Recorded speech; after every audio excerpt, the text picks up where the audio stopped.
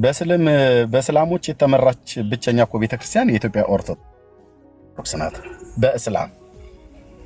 በእስላም ሼካ የተመራች በክርስቶስ ቤተክርስቲያን ታሪክ ውስጥ በዚህ ያህል ውድቀት የወደቀች ቤተክርስቲያን ማናት ተብሎ ይባል የኢትዮጵያ ኦርቶዶክስ ቤተክርስቲያን ናት። ኦሪየንታል የተባለችዋ የእስላም ሼካ አላህ አክበር እያለ እኮ ሲመራት የነበረች ቤተክርስቲያን ነች። ይህንን ኤርሚያስ ከጥላቻ ነው የምናገረው? ኧረ በፍጹም ምን ጥላቻ አለ? ማን የተናገረው?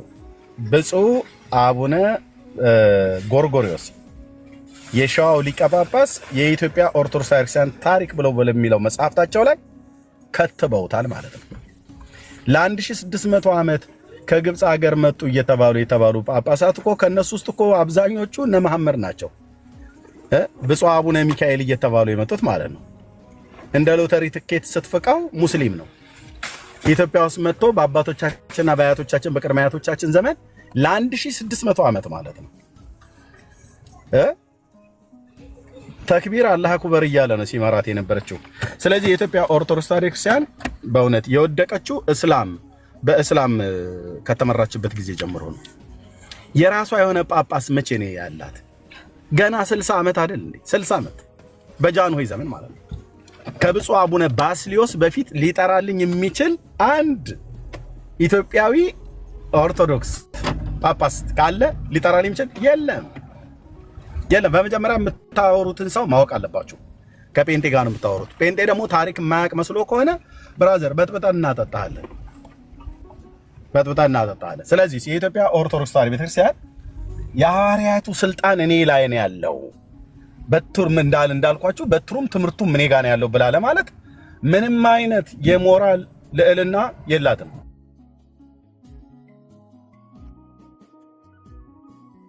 የታሪክም ላይ ታሪኳ ሲፈተሽ በራሷ ጳጳሳት ሁሉ ጭምር ሳይቀር ብፁዕ አቡነ ጎርጎሪዎስ የሸዋው ሊቀ ጳጳስ አሁን በሕይወት የሉ። በኢትዮጵያ ኦርቶዶክስ ተዋሕዶ ቤተክርስቲያን ትንሣኤ ዘጉባኤ መታመት በታተመበት በሚለው መጽሐፋቸው ላይ ለ1600 ዓመት ይመጣ የነበረው አንድ ማዕት ሙስሊም ነው ቤተክርስቲያኒቱ ሲመራት የነበረው። ስለዚህ በእስላም ስትመራ የነበረች ቤተክርስቲያን የሐዋርያቱ ትምህርትና ስልጣን እንደወረደ ጥንፍፍ ብሎ ጠርቶ ነጽቶ ምናምን ነገር ብላት በላይ መጣ እኔ ጋር ማለት ነው።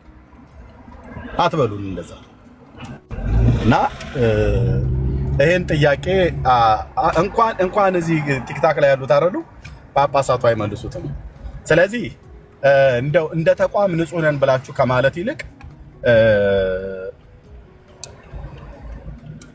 ንጹህ የሆነውን የእግዚአብሔርን ልጅ በአንደበቱም ስተት በሕይወቱም በደልና ኃጢአት ያልተገኘበትን የእግዚአብሔር ልጅ የዳዊትን ልጅ ኢየሱስ ክርስቶስን አምኖ ሰው ከዘላለም ጥፋት የሚድንበትን እውነት ያንን እውነት ማወቅ ነው የሚሻለው።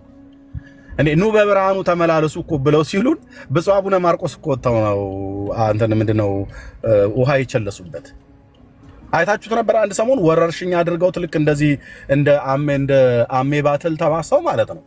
በየገባንበት በየሄድንበት ኑ በብርሃኑ ተመላለሱ፣ ኑ በብርሃኑ ተመላለሱ፣ ኑ ብርሃኑ ተቀላቀሉ፣ ይህንን ካምብሪጅ ተቀላቀሉ እየተባለ ነው። ኑ በብርሃኑ ተመላለሱ፣ ኑ በብርሃኑ ተመላለሱ። ኦርቶዶክስ ሁሉ የሚጽፋው ኮሜንት ይወለ ጻፉላቸው እየሄዳችሁ በብርሃኑ ተመላለሱ በሏቸው እያሉ ማለት ነው። እኛ አንደኛ በብርሃኑ ነው ያለነው፣ ወዴት ነው የምትጠሩን ብለን ስንል አይ የለም በዚህ ቤተክርስቲያን ውስጥ ካልሆናችሁ በስተቀር የኛ ካህናት ካላጠመቋችሁ የኛ ካህናት ካላቆረቧችኋል የትኛው ክህነታችሁ ሲጀምር የትኛው ክህነታችሁ? ይሄ መስተፋቅርና ድግምት አንደርብ የሚደግመው እንደነቀስ ዲበኩሉ ደብተራ መተተኛ የሆነ ጠንቋይ ስለነበርኩበት እኮ ነው የምነግርህ ብራዘር። እንደነሱ አይነቶች ናቸው ካህን የተባሉት። እውነት እነዚህ የክርስቶስ ካህናት ናቸው? ከቅዳሴ በኋላ አይመረ ወአይመር ኩኪ እያለ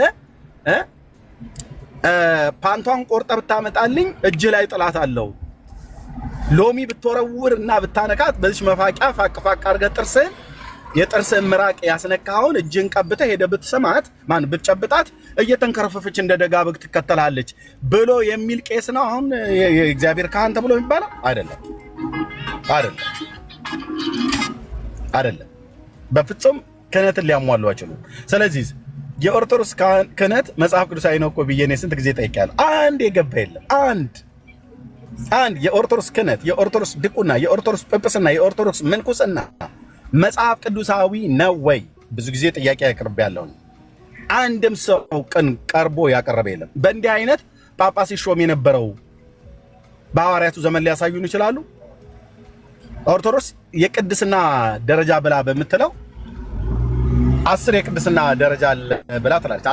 10ሩን ሲሞላ በዛ በቅድስና ማዕረግ ብፁዕ ቅዱስ ተብሎ ይጠራል አሉ። ይሄንኛውን በየትኛው መስፈርት ነበርነ ጴጥሮስ 10ሩን ስለሞሉ ቅዱስ ተብሎ የተጠሩት 10ሩን ስላልሞሉ ቅዱስ ተብሎ የማይጠሩት? ክህነታቸው ራሱ መጽሐፍ ቅዱሳዊ አይደለም።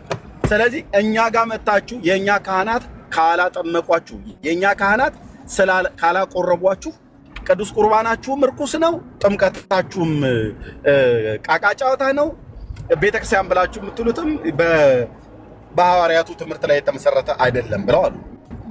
ኦኬ የእናንተን ነው ተጠየቁ። የእናንተን ተጠየቁ። የእኛን ተውት። የእናንተን ተጠየቁ።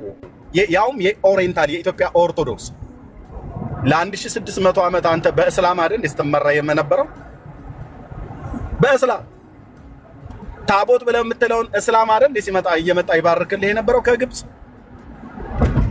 የሚያቃጥለኝ እኔ የሚቆጨኝ የብፁዕ አቡነ ጎርጎርዮስን መጽሐፍ ሳነበው አባቶቻችን ለእስላም ጳጳስ ስንት ሺህ ወርቅ እየሰጡ በበሬ ጫንቃ የሚያርሰው የአገሬ ገበሬ በሬ ሸጦ ባነው ወርቁ ሸጦ በሬ ገዝቶበት እንዳያርስበት ለማንም ይቅርታ አድርጉልኝ ጨቅቀታቸውን እኛ ላይ መታ ያራገፉ የግብጽ ጳጳሳት የኢትዮጵያ ኦርቶዶክስ ተዋሕዶ ቤተክርስቲያን ምድሪቱን ራሱ ኢትዮጵያን በግብጽ እኮ ቅኝ ግዛት እኮ አስገዝታናለች ለብዙ ዘመን። በጣሊያን ያልተገዛ ሕዝብ በግብጽ ተገዝተናል። ግብጽ ግን የገዛችን በሃይማኖት ተንተርሳ ነው።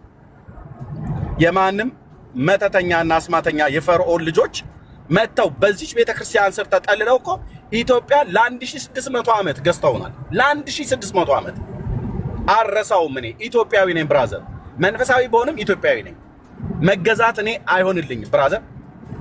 ለ1600 ዓመት በሃይማኖት ተመሳስሎ የማንም የፈርዖን ጠንቋይ መጥቶ እባቡና ካርታውን እየሳለና እያየ መጥተው እኮ በኦርቶዶክስ ቤተክርስቲያን ውስጥ ገብተው ዝሁል የሚባለውን ጣዖት በ12 ሚካኤል ነው ብለው እኮ መጥተው የደነገጉት የግብጽ ጳጳሳት ናቸው። እነዚህ የግብጽ ጳጳሳት ከፈርዖንና ከቀደም ከሙስሊም ከእስልምና ሃይማኖት ውስጥ ካሉ ሰዎች ከሼኮቻቸውና ከመሪዎቻቸው ስልጣን እየተቀበሉ እየመጡ እኮ ነው ኢትዮጵያን የገዟት ማለት ነው። ስለዚህ ናና በኦርቶዶክስ ጥላ ስር ግባ ብለህ ብትለኝ በእስላም ስትመራ የነበረች ቤተክርስቲያን ምን ሆነ የሐዋርያት ትምህርት አላት ብለህ ትላለህ?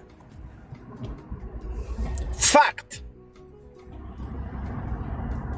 ይነስራል ብራዘር። ይሄንን ዲናይ ልታረጋው አትችልም። እኔ ፊት በእስልምና ስትመራ የነበረች ቤተክርስቲያን እንዴት የነ ጴጥሮስ ሐዋርያዊ ስልጣን ተቀባብሎ እኛ ጋር መጣ ብለህ ትለኛለህ? አቤት ገላትያ መጽሐፍ ምዕራፍ 2ን ስናነብ በኢየሩሳሌም ባለች የክርስቶስ ቤተክርስቲያን ላይ አዕማድ የነበሩት ጴጥሮስና ዮሐንስ ያዕቆብ ናቸው። ያዕቆብ ተሰዋ፣ ዮሐንስና ጴጥሮስ ቀሩ። እነሱ የት ነበረ ሲሄዱ የነበሩት? ዮሐንስ በራሳችሁ መጽሐፍት ላይ ድርሳነ ኡራኤል ላይ ለሮማ አይደል የሀገረ ስብከት ወንጌል የስብከተ ወንጌል ይሄድ የነበረው ድርሳነ ኡራኤል ላይ። ጴጥሮስስ የት ነው የተሰዋው? ሮማ አደባባይ ላይ አይደል? እና ታዲያ ሮማውያኑ እጅ ላይ ነው ያለው፣ ካቶሊክ እጅ ላይ ነው ያለው ሐዋርያው ስልጣንና በትር ከተባለ። ምክንያቱም እነዚህ ትልልቅ ሐዋርያት ያገለገሉት ዮሐንስም ያገለገለው በሮም ነው፣ ጴጥሮስም ያገለገለው በሮም ነው፣ ጳውሎስም የሞተው ሮም ነው፣ ያገለገለው ሮም ነው። ሮም ከተማ ውስጥ ቤት ተከራይቶ ያገለግል ነበር ያ ታላቅ ሐዋርያ ማለት ነው። እነዚህ ሶስት ጉምቱ የተባሉ የጌታ ሐዋርያት የረገፉትም ያገለገሉትም በሮም ኢምፓየር ውስጥ ሮም ከተማ ውስጥ ነው፣ ጣሊያን ማለት ነው።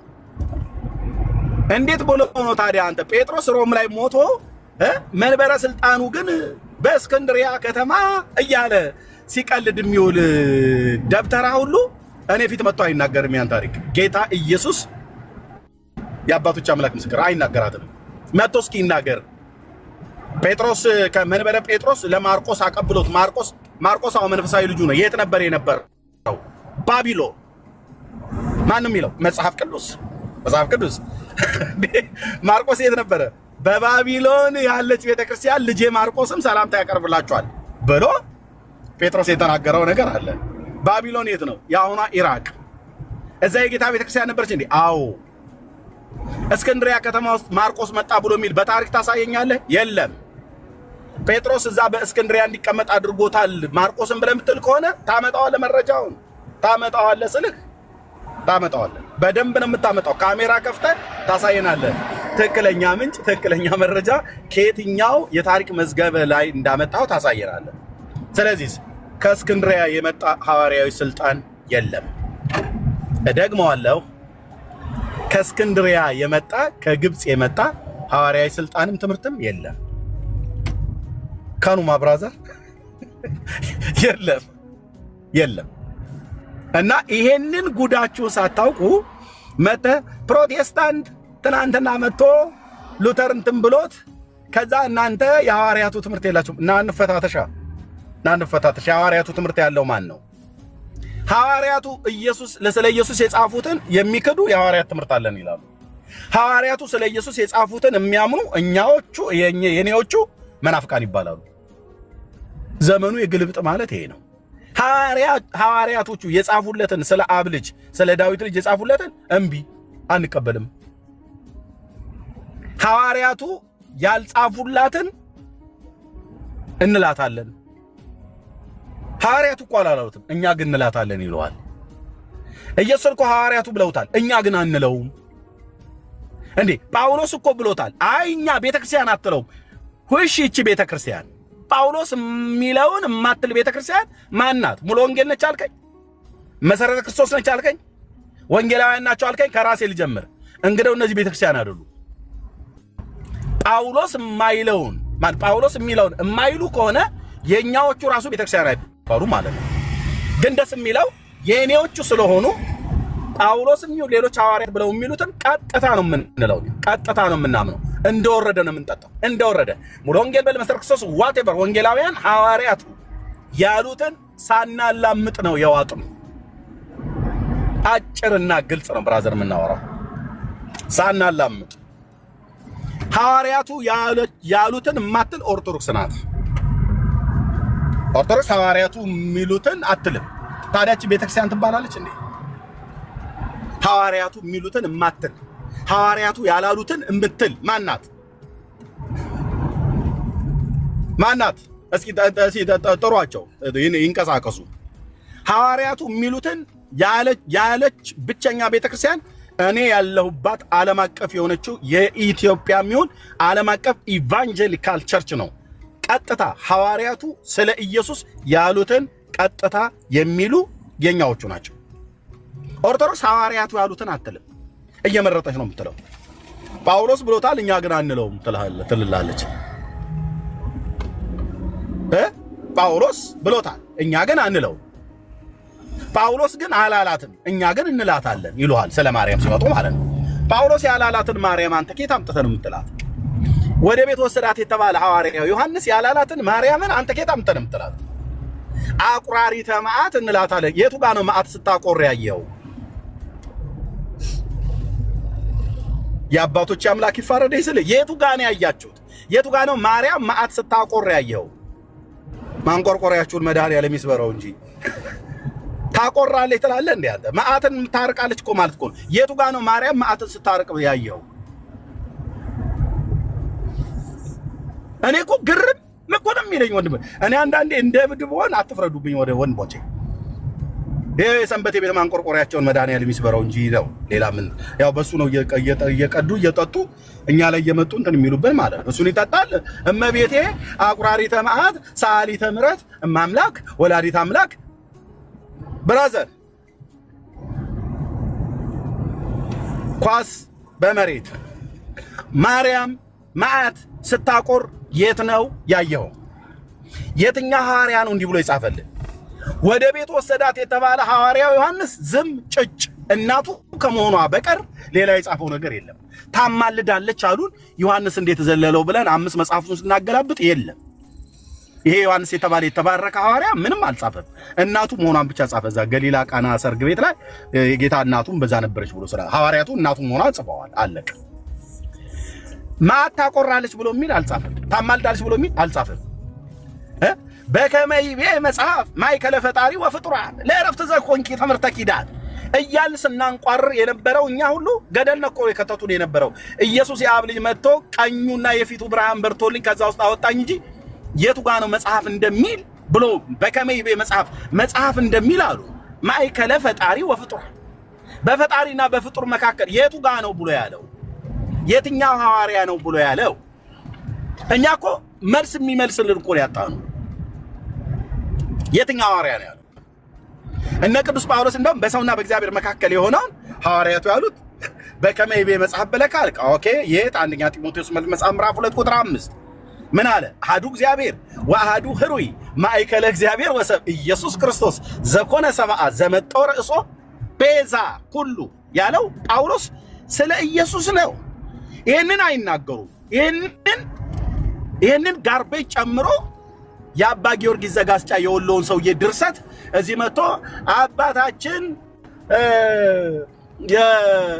በዚህ በ13ኛው መቶ ክፍለ ዘመን የነበረ በወሎ ክፍለ ሀገር ተወልዶ ያደገ ኢትዮጵያዊው ቄርሎስ ይልልኛል ለምን ኢትዮጵያዊው ዲያብሎስ አይሆንም ኢትዮጵያዊው ዲያብሎስ ለምን አይሆንም እንኳን ቄርሎስ ዲያብሎስ ለምን ዲያብሎስ እንጠይቀዋለን የቱ ጋር ነው በከመይቤ መጽሐፍ ማእከለ ፈጣሪ ወፍጡራን ብሎ የደረሰው እሱ አይደል አዎ የትኛው ማን ነው የጻፈው ጴጥሮስ ነው እንዲህ ብሎ የጻፈው ሁለት መልእክት ጽፏል በልቼዋለሁ የጴጥሮስን ሁለቱንም መልእክት ድርብ ነጠላ ሰረስና አራት ነጥብ ብቻ ነው የሚቀረኝ በልቼዋለሁ ስልህ ዮሐንስ ነው የጻፈው አምስት መጽሐፍ ነው የጻፈው በልቼዋለሁ ኦኬ የቱ ጋር ነው የጻፈው ራእዩ 3 መልእክታት አንድ ወንጌል ዮሐንስ ነው ያለው በከመይቤ መጽሐፍ አላለም ጳውሎስ ነው 14 እና 13 መልእክት አለ በልቼዋለሁ ደስ የሚለኝ ነው በጣም ፕራውድ ማድረገው ጴንጤ በመሆኔ ነው ወንድሞቼ ለምን መጽሐፍ ቅዱስን መሰረቴ እንዳደርግ የነገሩኝ የኢትዮጵያ የወንጌል አማኞች አብያተ ክርስቲያናት እኔ ይቅርታ አድርግልኝ ጴንጤ ሆኜ ያለ ዕውቀት ዝም ብዬ ቀፎ በሆን ኖሮ በጣም ነበር የምናደደው ቁጭ በልና አንብብ በላይ ያሉኝ ጊዜ በጣም ነው ደስ የሚል ቁጭ በልና አንብብ አጥና ባይብል ስተዲ ገባ ቸርች ብለው ማለት ጉባኤ እግዚአብሔር እዛ ሲቀጠቅጡኝ በባይብል ስተዲ ማለት ነው እዛ ሲያርስ ሙሉ ወንጌል ሲል ሙሉ ወንጌል ዛ ደግሞ ስታነኩረን ማለት ነው በእውቀት ትምህርት ጌጃ ቃሌት ማለት ሶሪ ህብረታም በቃሌት ቤተክርስቲያን በየሄድኩበት የቀሰምኩት የአምላክ እግዚአብሔር ቃል ዛሬ በቦልድነስ እንድናገር አድርጎኛል ለዚህ ነው ጴንጤነትን የምወደው ወንድሜና ወጦቼ ድካም እንደሌሎች የለብንም እያልኩ አይደለም ጴንጤነትን በጣም የምወደው ብሉይ ኪዳንና አዲስ ኪዳንን የእግዚአብሔርን ቃል ብራዘር ከዘፍጥረት እስከ ራእይ ድረስ አጠጥተውኛል ሃሌሉያ ናና ጠይቀኝ ናና ብሉይ ኪዳን ላይ አወራ ናና አዲስ ኪዳን ላይ አወራ ዝም ብለህ በድንፋታ በፍንዳታ አይደለም ማወራ አጠጥተውኛል ስልህ የእውነት እኮ ነው አትንጋሽጋሽ ቁጭ ባለና አንብብ ጌታን አመንከውን ጌታ የምታውቀው ስትማር ነው አሉ ገና የመጣውበት ጊዜ እንዴ ዝም ብለህ በመዝሙር ሃሌሉያ ብቻ እያልኩ ኖ መዝሙር ብቻ አይደለም ትምህርትም ተማር ባይብል ስተዲ ገባ ጉባኤ ባለበት ናና ተካፈል ከሌለ ደግሞ ጤነኛ ቤተክርስቲያን ሂድና ተካፈል ብሎኝ እንጦጦ መካን ኢየሱስ ሄጄ ስቀስም ትምህርት ጦር ኃይሎች ቀጠና 2 ሙሉ ወንጌል ህብረት አምባ ቃሌት እነ ጎስሽ ጋር ወንጌል ብርሃን ቸርች እነ ፓስተር ዳንኤል ጋር የኔዋ ጉባኤ እግዚአብሔር 6 ኪሎ አጥቢያ ስለነበርኩኝ ማለት ነው ቁጭ ብዬ ነው የተመገብኩባቸው በእነዚህ አብያተ ክርስቲያናት እና ኑና ጠይቁ ማዕተን ከሰው ልጆች እያንዳንዳችን ከክፋታችን እየመለሰ ይባርከው ዘንድ እግዚአብሔር ብላቴናውን ሰደደው ይላል የተቀባው የአብ ልጅ የቤተ ክርስቲያን ራስ የማዕዘን ድንጋይ ሆኖ ሳለ በከመይቤ መጽሐፍ ይልላል የትኛው መጽሐፍ ነው ያለው ኑ ግቡና መልሱ እንደ ኒቆዲሞስ ተደብቀ ከበስተጀርባ እየሰማ ወይ ጉድ ኤርሚያስ ግን ሲናገር እኮ ምናም ነገር ብላትበል ኑ ግቡና መልሱ በከመይቤ መጽሐፍ ብላችኋል የትኛው መጽሐፍ እንዳለ መጽሐፍ እንደሚል ነው ያላችሁት የትኛው መጽሐፍ እንዳለ ናና አምጣው ኢሳይያስ ነው ያለው ኤርሚያስ ሕዝቅኤል ዳንኤል እንባቆም ሶፎንያስ ሐጌ ዘካርያስ ሚልኪያስ ሚክያስ ሞሬታዊው ሐጌ ማን ያለው ዮናስ ናሆም ተናገሩ ኑ ግቡና የትኛው መጽሐፍ ነው ማእከለ ፈጣሪ ወፍጡራን በፍጡራንና በፈጣሪ መካከል የነበርሽ የእረፍት ሰንበት ኪዳን አንቺ ነሽ ብለው የሚሉት ደብተራዎቹ ለሊት የሚያዘሙትና እና ተናገር። እኔ ሳዜም ነበርኩ አብሬ በከመይቤ መጽሐፍ ማእከለ ፈጣሪ ወፍጡራን ለእረፍት ዘቆምኪ ትምህርተ ኪዳን ሰንበታት ማርያም ዕለተ ብርሃን ብኪ ይትቤሰው ዘገነተ ጽጌ ጻድቃን ወብኪ ይወጹ ኃጣን እምደይ። የቱ ጋር መቼ በሷ አምነው ኃጢአተኞች ሰዎች ከደይን ወጡ? አንተ ኑና መልሱ። የአባቶቼ አምላክ ይፋረደኝ፣ በዚህ ቀናት ፊት አትቆምም አልኩ። ኑና መልሱ። የቱ ጋር ነው ሰዎች ማርያምን አምነው ከደይን የወጡት?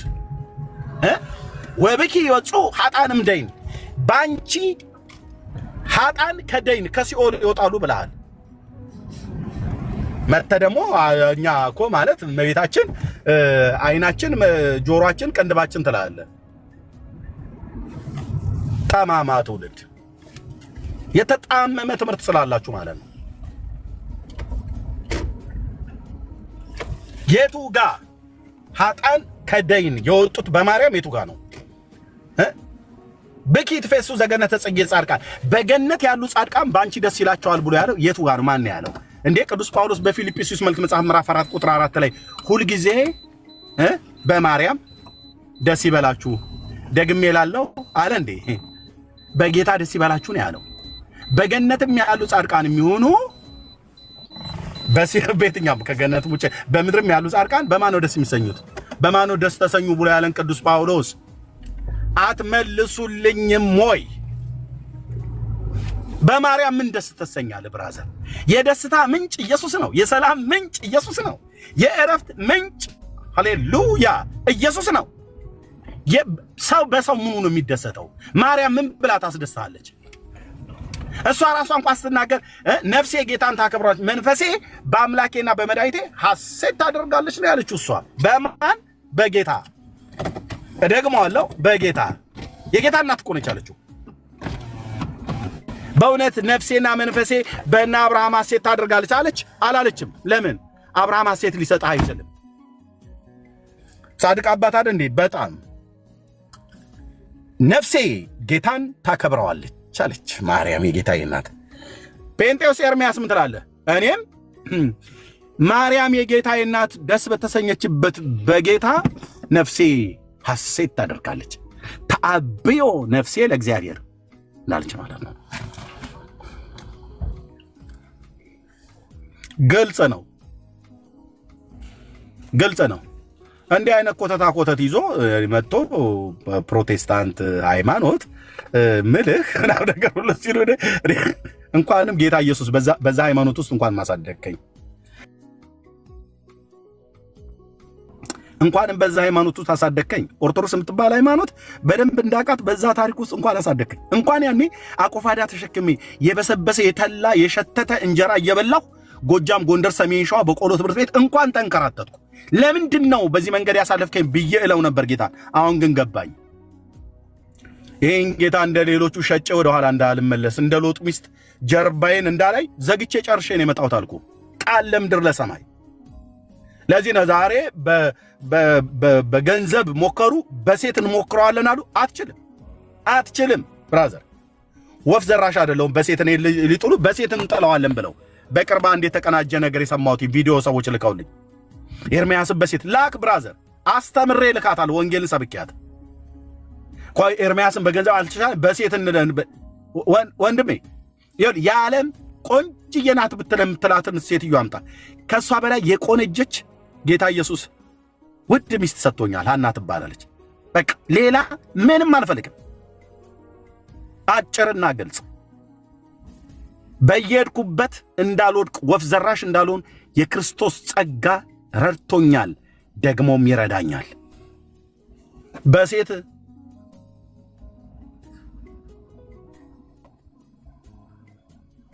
በሴት አትችሉም። ኢየሱስ ጌታዬ ለዘላለም ስም ይባረክ። የኔ አባት የቅድስናን መጎናጸፊያ ስለጣልክብን በሴት ይላል እንዴ? ኑ ተጠይቁ በመጽሐፍ በገንዘብ አንኳኩ ቤቴን መጣው ማለት ነው። እኔን ሲያቀታቸው ገዟቸው እነ ደምረው እነ ተመስገን የተባሉትን። አሁን የሚጮሁን ሰው ሁሉ በገንዘብ ነው የተገዛው። ብራዘር አስረግጠን በአራት ነጥብ ዘግቼ ምነግር በገንዘብ አሜሪካ ሀገር ያለች ባለ ሀብት ሴት የመጀመሪያ ስፔል ስሟ በእንግሊዘኛ HE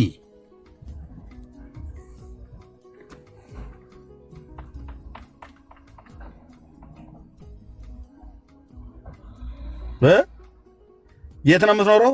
ዲሲ 100,000 የኢትዮጵያ ብር ላስገባላለች ከነ ሚስቴ ቁጭ ብዬ ማለት ነው። የአመቱን ከፈለክ 1.2 ሚሊዮን ብር ላስገባልኝ። ይሄንን በየአመቱ አርጋለሁ በውጭ ሲኖዶስ በኩል ጨርስልሃለች። ሚስቴ እየሰማች እኮ ነው ብራዘር ማወራህ። ወንጌል እስከምነግራት ድረስ ታገስኳትኝ። ከዛስ በኋላ ከእግዚአብሔር ልጅ ከኢየሱስ ክርስቶስ የሚለየኝ ነገር ሁሉ ለዘላለም ወደ ጉድጓድ ይግባ ብዬ ጆሮዋ ላይ ስልኩን ዘግቼ ነው ለ3 ወር ነው ለ4 ወር ያህል ካገለገልኳት በኋላ ከዛ ዘግቼ ወጣ።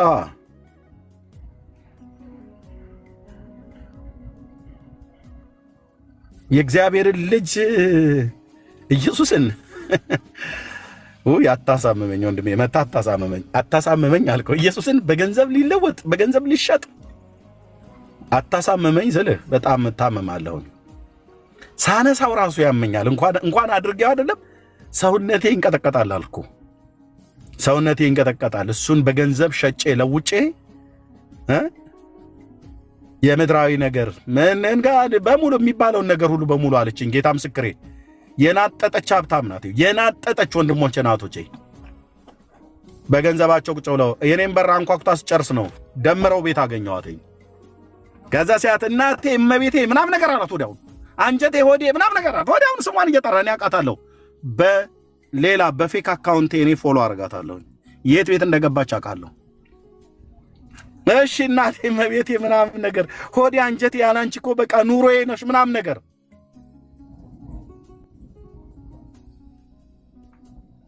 ከኢየሱስ የሚለየኝ አይደለም ገንዘብ አይደለም ዝና ወንድሜ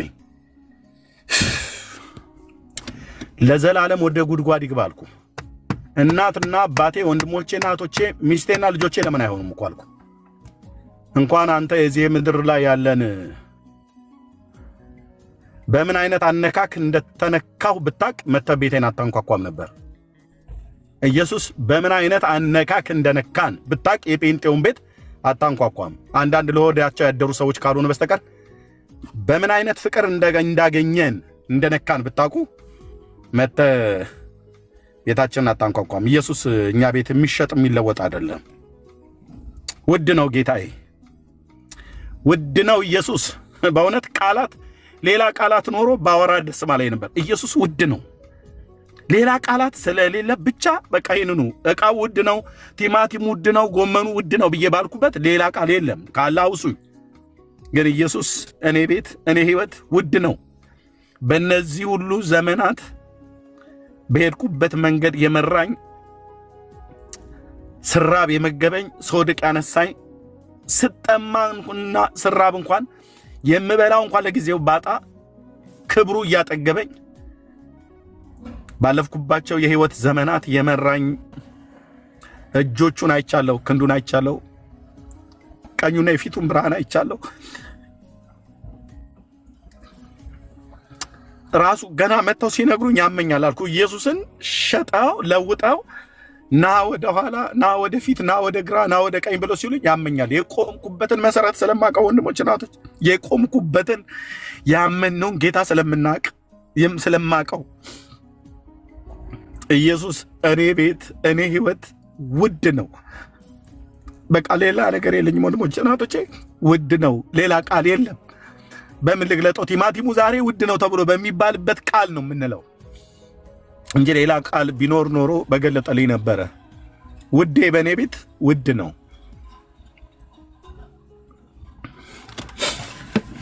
እና ሊያባብሉን ይፈልጋሉ። ይመጡና ማለት ነው። ኦኬ፣ አንድ መንገደኛ ሲሄድ የወደቀ መንገደኛ አግኝተህ መንገዱን ሁሉ አትረግመውም። አይረገምም መንገዱ ሁሉ።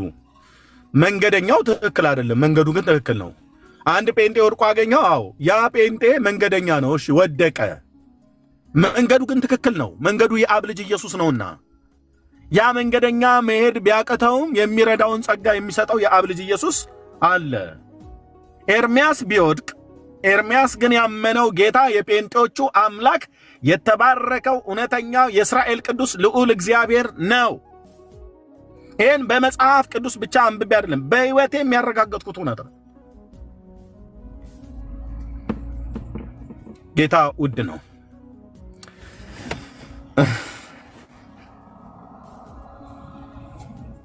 አባ ውድ ነው። ሌላ ሊገልጥልኝ የሚችል ቃላት ስለሌለ በቃ ቋንቋዬ ይሄ ነው፣ ንግግሬ ይሄ ነው። ኢየሱስን ሳነሳው ንግግሬ ይሄ ነው። ቃላት ይጠፋብኛል። በቃ አማርኛው ሁሉ ይጠፋብኛል። ምን ብዬ እንዴት ብዬ ልግለጠው? የምሕረቱን ብዛት፣ የፍቅሩን ብዛት፣ የቸርነቱን ባለጠግነት፣ የጸጋውን ባለጠግነት እንዴት ብዬ ልግለጠው? እንዴት ብዬ ነው ላብራራው የምችለው? በየትኛው ቋንቋ፣ በየትኛው ቃላት? ኢየሱስ እኛ ቤት ውድ ነው። እኛ ቤት ብያልኩት እኔ ወንጌላዊ አማኝ ነኝና በእኛ በወንጌላውያን አማኞች ቤት በግል ሕይወታችን፣ በቤተ ክርስቲያናችን፣ በመድረኮቻችን ውድ ነው አልኩ። በስብሰባዎቻችን ውድ ነው። ውድ ነው ብራዘር፣ ውድ ነው። እርካሽ አይደለም።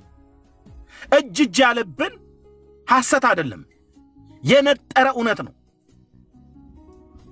እንደ ፍጡራን ዛሬ ስለሱ ሰብከህ ነገ እንደገና ብሰብክ አይ አስጠላኝ ትናንትና ሰምቻለሁ ብለህ አትልም። ስሙ እንደሚፈስ ዘይት ነው። ማለዳ ማለዳ አዲስ እኮ የሆነ አምላክ ነው። ስለ ማርያም ነገን ዛሬ ነግራይ ነገ ያልቅብሃል። በቃ የጌታ እናቱ ናት፣ አለቀ። በጽድቅ ሴት ናት፣ በጌታ አምና ሄዳነች ነች፣ አለቀ። ከዚህ ውጪ ምን ልታወራላት ትችላለህ? ምን ልታወራላት ትችላለህ ብራዘር?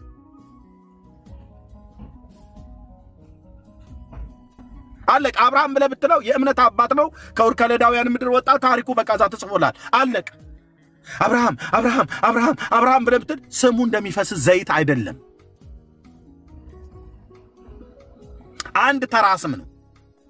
ማርያም ብለህ ብትል አንድ ተራ ስም ነው የጠራው ብራዘር። በእሷ ስም አይደለም ፍጥረት ዝንቦች አይታዘዙ። 4 ነጥብ እነግርሃለሁ። የማርያምን ስም ስለጠራ፣ የጻድቃንን ስም ስለጠራ በስማቸው ማንም የሚታዘዝ የለም፣ የሚገዛም የለም። በስማቸው ሰልጥነው ፍጥረትን ሁሉ የታመመው ለመፈወስ፣ የራቀው ለማቅረብ፣ የወደቀው ለማንሳት ስማቸው ኃይል የለው። አንድ ስም ብቻ አለ። ስምህ ለዘላለም ይባረክ የኔ አባት ኢየሱስ ክርስቶስ። አንድ ስም ብቻ አለ። የባህሪ አባቱ ቅዱስ እግዚአብሔር በዚህ ዓለም ብቻ በዚህ ዓለም ብቻ አይደለም፣ በሚመጣውም ዓለም ከሚጠሩት ሁሉ ስሞች በላይ ያገነነው ስም አንድ ስም አለ፣ ኢየሱስ ይባላል። በዚህ ስም የማይታዘዝ ኃይል የለም። የክፉ የመናፍስት ኃይላት በሲኦል ያሉ በነቂስ ቢወጡ፣ ሥጋ ለባሾች ሁሉ በሙሉ ቢመጡ ለዚህ ስም ይታዘዛሉ፣ ለዚህ ስም ይገዛሉ፣ ለዚህ ስም ይንበረከካሉ። ከስሞች ሁሉ በላይ የሆነውን ስም ሰጠው ይላል። ይሄ ስም በተጠራበት ኢየሱስ ብለህ በተጠራበት እዛ ቦታ ላይ ነው አርነት የምታገኘው። እዛ ቦታ ላይ የልዑል እግዚአብሔር መንፈስ ጌታ ኢየሱስን ሊያከብረው በዚያ አለ። ግልጽ አይደለም እንዴ? እዛ አለ። ሌሎች ስሞች ሌሎች ናቸው። ምንም እግዚአብሔር እንኳን ቢያከብራቸው ቅዱሳን የተባሉ ነቢያትና ሐዋርያት አባቶች የተባሉት በሙሉ ስማቸው ኃይል የለውም። ጳውሎስ ብሎ የሚለው ስም ኃይል የለውም። ማዳንን አይሰጥህም። ንስሐን አይሰጥህም። ከወደቅበት አያነሳህም። ከሳትክበት አይመልስም። ከራቅክበት አያቀርብህም። ስብራትን አይጠግነውም። ጳውሎስ የሚባል ስም፣ ጴጥሮስ የሚባል ስም ይህንን አያረግም። ዮሐንስ የሚባል ስም ይህንን አያረግም። ሳሙኤል፣ ሙሴ፣ ኤልያስ አልከኝ፣ ይህንን አያደርጉም። አንተ አርሴማና ከተማ ብለህ ትላለህ አይደል? መተህ እዚህ አያደርጉም። ይህንን ለምን? ስማቸው አንድ ሰው ይጠራበት የነበረ ተራ ስም ነው። ተራ ስም ማለት ሞገስ የሌለው ኃይል የሌለው ስልጣን የሌለው ኃይል የሌለው ስም ማለት ነው። በመልአኩ እንደተባለ ስሙንም ኢየሱስ ትይዋለሽ የተባለው ስም ግን ገናና ነው። የኔ አባት ገናና ነው፣ ኃይለኛ ነው፣ ቅዱስ ነው፣ የተፈራ ነው፣ የተመሰገነ ነው።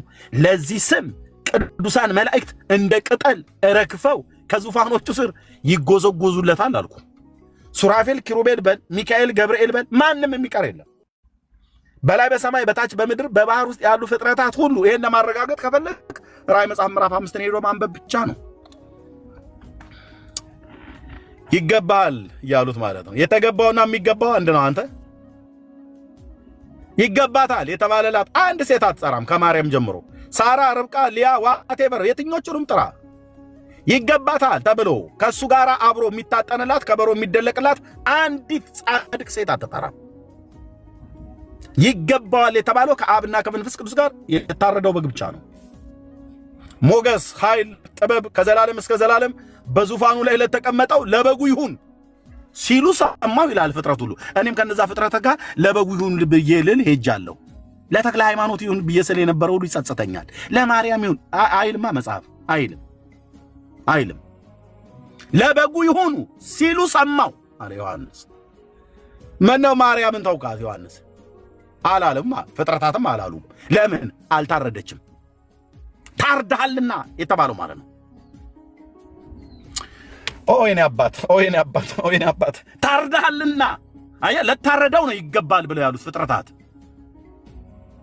ላልደማች፣ ላልታረደች፣ ላልቆሰለችልህ ይገባታል ይላል። ማን ይገባቸዋል ብሎ ስላለ? ማን ይገባታል ብሎ ስላለ? የታረደው ነው የሚገባው ብራዘር። የተሰዋልኝ ነው የሚገባው ስግደት። የምደፋለት ለታረደልኝ ነው። የማሸበሽብለት ለታረደልኝ ነው። ከወንኩለት በላይ መሆንለት ለታረደልኝ ነው። ነፍሱን ስለ ነፍሴ ቤዛ አሳልፎ ለሰጠው፣ ለደማልኝ፣ ለቆሰለልኝ እስከ መስቀል ሞት ድረስ ስለኔ ታዞ መራራውን ጽዋ ለጠጣልኝ አበደን ይላሉ የሐረር ሰዎች። ከዚህ ጌታ ውጪ ሌላ ጌታ አናውቅ።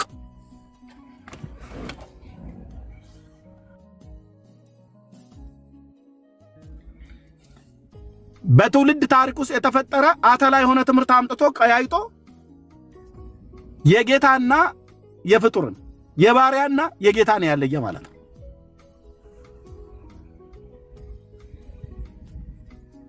ደሞ ይመጡና በሐዋርያቱ ትምህርት ውስጥ አለን እኛ ነን የሐዋርያቱ ትምህርት ዱላው ቀብብሎሽ እኛ ጋር ያለው ብሎ ይላሉ። የትኛውን ዱላ ነው የምታወራው? ብፁዕ አቡነ ማትያስ የሚይዙት አርዌ በትር የተባለውን እባብ ያለበትን ነው። ምን ያገናኘዋል እርሱ ከክርስትና ጋር? ሁለት አፉን ገጥሞ የሚሳሳም የሚመስል እባብ ይዘው ማለት ነው። ከየት ነው የመጣው ይሄ አርዌ በትር የተባለው? ዘውልቁ መጽሐፍ ላይ ማን ነው ሕዝቅያስ ሰባብሮ ነውሽታ ብሎ ሰባብሮ ጣለው አይደል እንዴ? ምን ያደርግልህ እባብ አንጠልጥለህ ትሄዳለህ? የትኛውን በትር ነው የምትሉት? ስልጣን ነው አልከኝ? ኦኬ፣ ከየት ነው ያመጣችሁት? ከእስክንድሪያ። እኔ ራሴ እየጠየቁ ራሴ መልሳለሁ። ኦርቶዶክስ ከየት ነው ያመጣችሁ? ከእስክንድሪያ። እስክንድሪያ ማን ነበረ? ማርቆስ። በታሪክ ውስጥ አሳዩን። የለም። ማን ነው ማርቆስ እንዲመደብ ያደርገው? ጴጥሮስ አሉን። ጴጥሮስ እንደመደበው ምን ማስረጃ አላችሁ? የላችሁም። ኦኬ፣ ማን ላከው ወደዛ? መንፈስ ቅዱስ እንዳትለኝ የቱ ጋር ተጽፏል? ማርቆስ እስክንድሪያ ላይ እንዲሄድ የቱ ጋር ተጽፏል? ልክ በሐዋርያት ሥራ መጽሐፍ ምዕራፍ 13 ቁጥር 4 ላይ ጳውሎስና በርናባስ እነሱም በመንፈስ ቅዱስ ተልከው ወደ ሴሌውቅያ ወረዱ ተብሎ እንደተባለው ማርቆስ በመንፈስ ቅዱስ ተነርቶ ከኢየሩሳሌም ተነስቶ ወደ እስክንድሪያ መጥቷል ብሎ የሚለውን አሳየኝ፣ ወይ ከመጽሐፍ ቅዱስ ወይ ከታሪክ። እንዴት ነው የሚሻለው ወንድም? ማለት እንዲሁ ነው የምንቀጥለው፣ እያፋጠጥን ማለት ነው። አሳየን።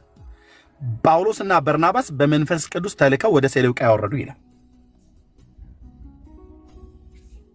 እስክንድሪያ ላይ ማርቆስ እንደነበረ የታሪክ መረጃ አላችሁ? የለም። እስክንድሪያ ከተቀመጠ ጊዜ ጀምሮ 1600 ዓመት እስላም እያመጣች በእስልምና ሃይማኖት እኮ በእስላም ጳጳስ የተመራች እኮ ብቸኛ ቤተክርስቲያን የኢትዮጵያ ኦርቶዶክስ ናት። ወንድሞች እናቶች፣ በእስላም ጳጳስ ይሄንን ዋጡት። ብራዘር ከኔ ጋር አትለፋለፍም። በእስላም ጳጳስ የተመራች ቤተክርስቲያን ማናት? የኢትዮጵያ ኦርቶዶክስ። ማን የጻፈው? ብፁዕ አቡነ ጎርጎርዮስ የሸዋው ሊቀ ጳጳስ ከተቡት። ስለዚህ ቤተክርስቲያኒቱ በስመ አብ ወወልድ ወመንፈስ ቅዱስ አሻዱ አላህ ስትል ነው የከረመችው ማለት ነው። በታሪክ ውስጥ ጳጳሱ ናቸው የጻፉት። ከኔ ጋር አትለፋለፍም። መጽሐፉን አሳይተናል። ከፈለግን ገጽ ከምዕራፍ እናሳያለን። ለዚህ ነው በጣም ብዙ ጸሎታቸው በስመ አብ ወወልድ ወመንፈስ ቅዱስ አሐዱ አምላክ ብሎ ቢስሚላህ እኮ ብሎ የሚለው ለዚሁ ነው።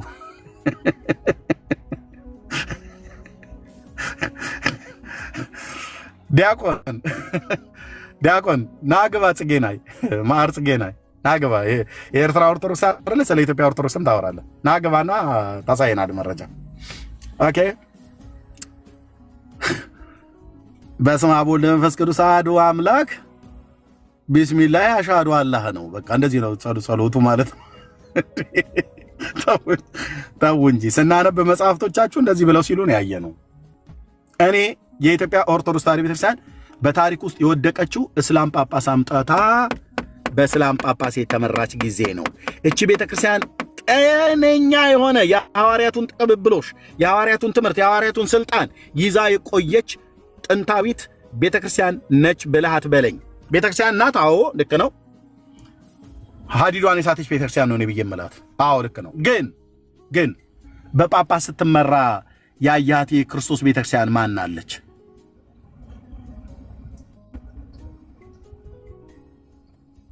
በጳጳስ ማን ነው? በጳጳስ አልኩ። በእስላም ስትመራ ያያት ቤተክርስቲያን ማን አለች?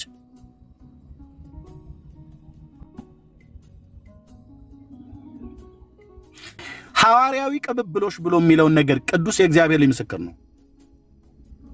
ቀደም ለማን ነው ለአማኑኤል የሚባለው ልጅ ያቀረብኩት ጥያቄ በወደዚህ ደመር ሊሄድ የነበረው ምክንያቱስ ኢንቫይት አደረገን አይደል? ይሄን ተናግሬ ለሌሎች ወንድሞች እንስጥ ኢንቫይት አደረገን አይደል? ኑ ወደ ሐዋርያቱ ቤተክርስቲያን፣ ሐዋርያቱ ወደ መሰረቷት፣ የሐዋርያቱ ትምህርት ያለባት፣ የሐዋርያቱ ስልጣን ያለባት እውነተኛ ምንጭ የሆነች ጥንታዊት ቤተክርስቲያን። ኦኬ በታሪክ ደረጃ ከሆነ አሁን 1700 ዓመት ታሪክ እንዳላት አውቃለሁ።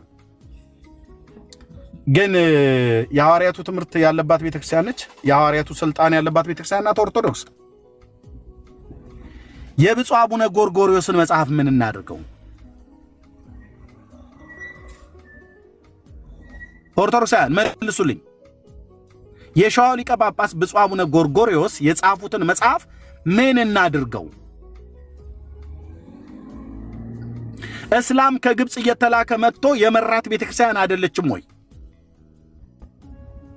በእስላም የተባረክህ አይደለህ ወይ? የተረገምክ ነው። የተባረክ ብቻ ያዙት እናንተ ባርኮት ብለህ ካልከው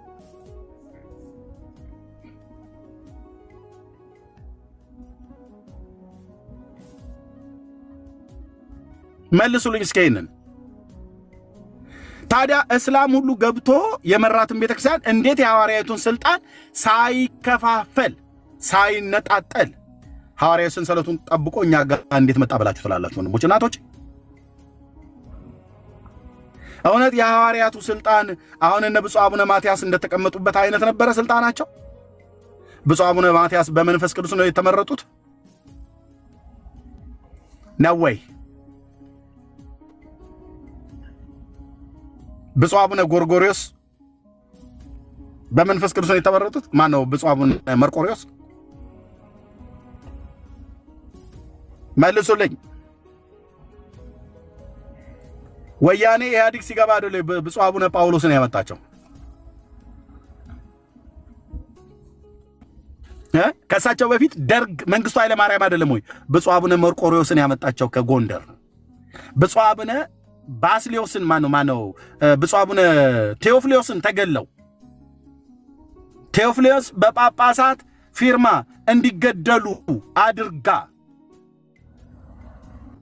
ብፁዕ አቡነ ጎርጎርዮስን ብፁዕ አቡነ መርቆሪዎስን ከጎንደር አምጥቶ የሾመው መንግስቱ ኃይለ ማርያም ደርግ አይደለ ወይ? ይሄ አፓ አይደለ ወይ የሾመው? ተናገሯ ናገባና ተናገር ታሪክን። እና መንግስቱ ኃይለማርያም አምጥቶ ከጎንደር የሾመውን ሰውዬ በመንፈስ ቅዱስ ተመርተው የተመረጡ አባት ብለህ ስትለኝ ሳቄ እንዳመጣዋለ የሐዋርያቱን ስልጣን ጠብቆ በእውነት በዛች ስልጣን የመጣው ብለህ ስትለኝ እኔ ሳቄ እንዳመጡታላችሁ ነው ጥናቶች። ብፁዕ አቡነ ቴዎፍሎስ ለምን የተገደሉት? ጳጳሳቱ እንዲገደሉ ለምን የፈረሙት?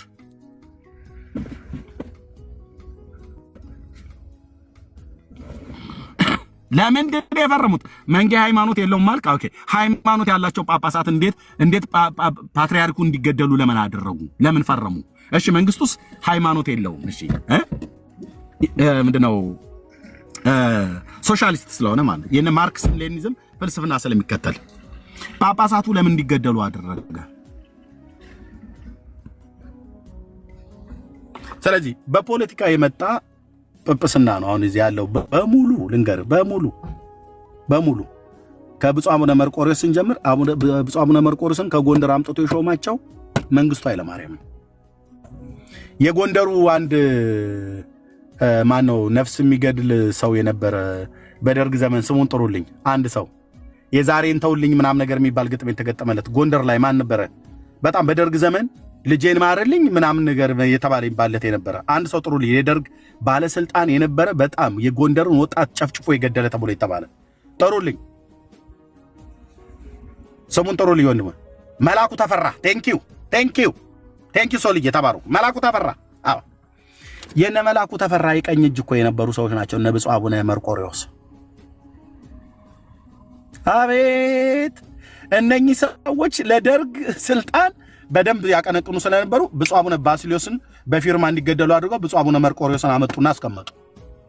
ብፁዕ አቡነ መርቆሬዎስ ደግሞ ኢህአዴግ ሲገባ ወያኔ ሲገባ ሻዕቢያና ወያኔ ትግሉን አሸንፈው አዲስ አበባን ሲቆጣጠሩ እነ ታምራት ላይኔ ጠቅላይ ሚኒስትር በነበረበት ሰዓት ላይ ብፁዕ አቡነ መርቆሬዎስን የጎንደሩ ማለት ነው በኬንያ በኩል አምልጠው ይውጡ ስልጣኑን ልቀቁ ተብሎ ለብፁዕ አቡነ ጳውሎስ ተሰጠ።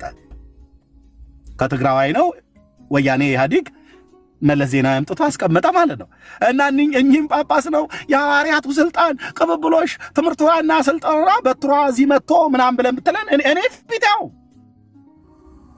ማፈሪያ እኔ ፊት ያው የምታወራው አቡነ ጳውሎስ ደግሞ ሞቱ በጠቅላይ ሚኒስትር መለስ ዜናዊ ጊዜ። የገደላቸው ማን ነው? ይኸው ጉድን ንጋትና ጥራት እያደር ነው እንደሚባለው ማለት ነው። የገደላቸው ማን ነው? ብፁዕ አቡነ ማን ናቸው? እንድሪያስ የሰሜን ጎንደር አህጉረ ስብከት ሊቀ ጳጳስ የነበሩት 200 ሰው ፎቶ እንዲቃጠል አድርገው የራሳቸው የድምፅ ቅጂ የወጣው ቃል ለምድር ለሰማይ ስልህ መድኃኔ ዓለም ይፋረደኝ። ይኸው የራሳቸው ድምፅ ብፁዕ አቡነ ጳውሎስ ራሱ እንዲሞቱ 200 ሰዎች ፎቶ ተቃጥሎ ተደግሞበት በግ ተቀብሮ 9 አህያ ሁሉ ጠቅላይ ቤተ ክህነት ግቢ ውስጥ ተቀብሯል ብሎ የሚለው መርጌታ ሁሉ ያው በህይወት አለ። እኔ ላውጣው ቪዲዮን ይፈቀድልኝ ያለው በሶሻል ሚዲያ ይናገራል። 9 አህያ ተቀብሮበታል እየተባለ ቤተ ክህነት ውስጥ ራሳቸው ጳጳሱ ግን በግ ቀብረናል ብለው ያሉት ለብረው በግ የቀበሩት እርስ በርስ ለመገዳደል። ንስሐ ግቡ መተታም ትውልድ ንስሐ ግቡ። ብፁዕ አቡነ ጳውሎስ እንግዲህ ሲሞቱ የሞቱበት ጉድ ኢህአዴግን ለማውረድ ተብሎ የተደገመ ድግምት ነው። ቻለው እንግዲህ ብራዘርዬ እችን ቤተክርስቲያን የሐዋርያት ትምህርት ስልጣን በምንድነው ያሉት? በዛይመረ መንፈስ ቅዱስ እውነት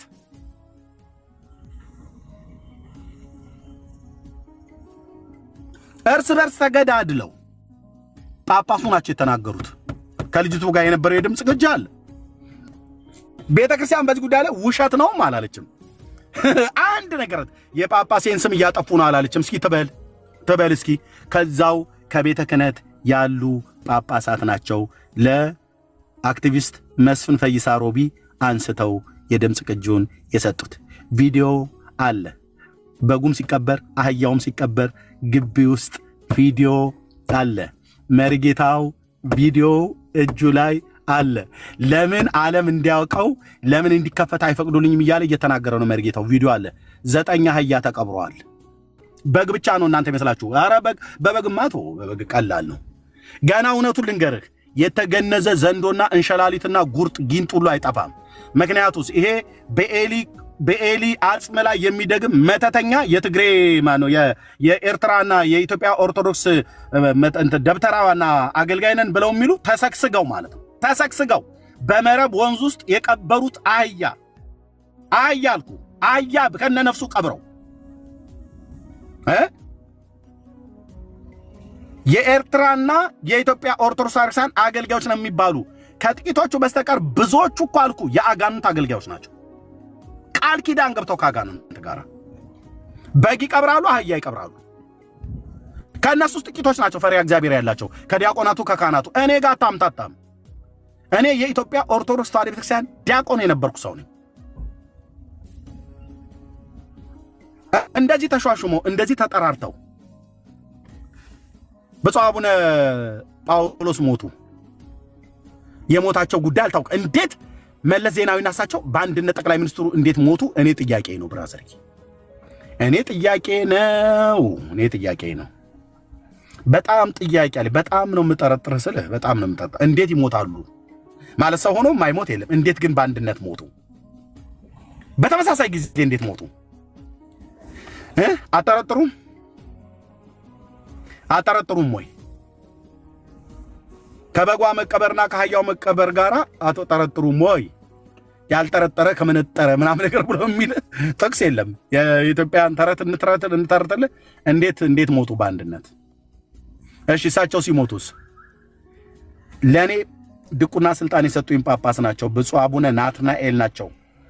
ብፁዕ አቡነ ማትያስ እስኪመጡ ድረስ በመካከል ላይ ይመሩት የነበሩት የትግራይ ተወላጅ ናቸው። ብፁዕ አቡነ ናትናኤል የአርሲው ሊቀ ጳጳስ የነበሩ የኔ አባት ናቸው። ከእሳቸው እጅ ነው እኔ ድቁና የተቀበልኩትኝ። እሳቸው የተወሰነ ጊዜ ድረስ መሩት። እሳቸው እያሉ ብፁዕ አቡነ ማትያስ መጡ። ያሁኑ ማለት ነው። ማን ያመጣቸው? ወያኔ ኢህአዴግ በመንፈስ ቅዱስ ተልከው ነው የመጡት ትለኛል። ተው እንደው በጌታ ልለምናችሁ ተው። ወያኔና ደርግ መርጦ ያመጣውን ጳጳስ በመንፈስ ቅዱስ ተመርጦ ነው የመጣው ትለኛለህ።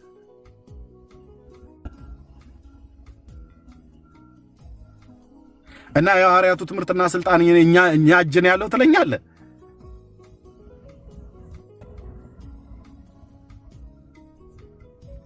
ቢያንስ ሌላ ቦታ ሄዱና አውሩ። እኔ ጋር መተህ ግን የሐዋርያቱ ስልጣን ብፁዕ አቡነ ናትናኤል የኦሮሚያው አይደሉም፣ እሳቸውን አይደለም እየመለው። እሳቸው የወለጋ ክፍለ ሀገር ተወላጅ ይመስሉኛል። ድምፀ ምርዋው የሚባሉት እሳቸው አይደሉም። የእኔ የአርሲው ሊቀ ጳጳስ የነበሩት ናቸው። ሞተዋል። እሳቸው የትግራይ ተወላጅ ናቸው። ኖ አሁን ያሉት አይደሉም። አሁን ያሉት ብፁዕ አቡነ ናትናኤል እሳቸው አይደሉም የኔ ጳጳስ። እኚህኛው ሞተዋል። አጭር ናቸው፣ አልፈዋል። ስለዚህ እኔ የሐዋርያቱ ቅብብሎች ትምህርት፣ እውነተኛ ስልጣን በኢትዮጵያ ኦርቶዶክስ ተዋሕዶ ቤተክርስቲያን እጅ አለ ብዬ በፍጹም አላምንም። ትምህርት ተብሎ ቢባል ሐዋርያቱ ያስተማሩትን ትምህርት ቀጥታ እየተቃወሙ ማለት ነው። ስልጣን ተብሎ ቢባል የትኛው ስልጣን?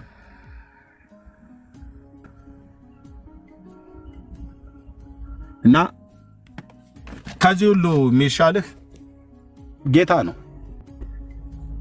ኢየሱስ ይሻልሃል ወንድሜ፣ ኢየሱስ ይሻልሻል እህቴ። ኢየሱስ ተሽሎኛል። በቃ የዘላለምን ያሳመረ የዘላለምን ሕይወት የሰጠኝ ነፍሱን እስከ መስጠት ድረስ የወደደኝ ከሱ ውጪ ሌላ ማንም ወዳጅ የለም። ስለዚህ ጴንጤር ያሸማቀቃችሁ መስሏችሁ እኛ የሐዋርያቱ ስልጣን፣ የሐዋርያቱ ቅብብሎሽ፣ የሐዋርያቱ በትሩም እኛ ላይ ነው ያለው ብላችሁ ስትሉ የትኛው ሐዋርያ ብዬ ጠይቃለሁ?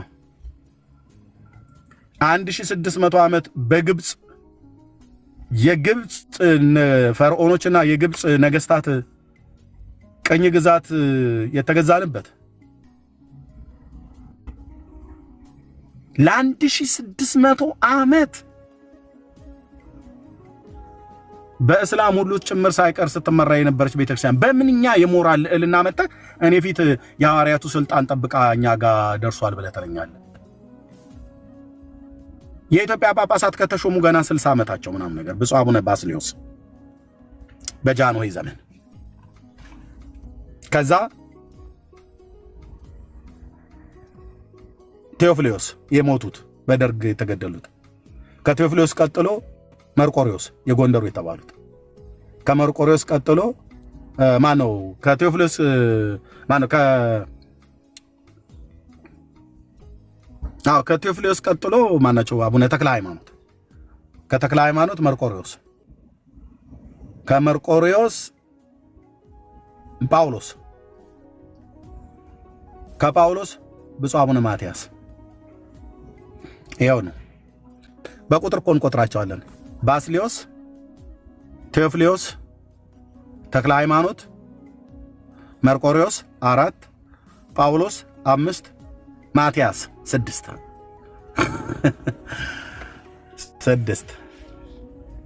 ስድስቱም በፖለቲካ ብራዘር ተው እባክህ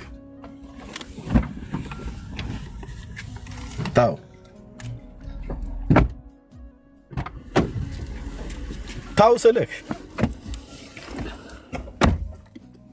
በመረጃ ሳወራ ከደም ማነው ከአፍንጫህ ነው ደም የሚንጠባጠበው ነስሮ ማለት ነው።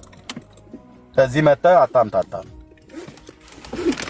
እና እንዲህ አይነት ነገር ያላት ቤተክርስቲያን የጠራ የነጻ ትምህርት ያላት ኑ ወደኛ ብለህ ስትል እውነት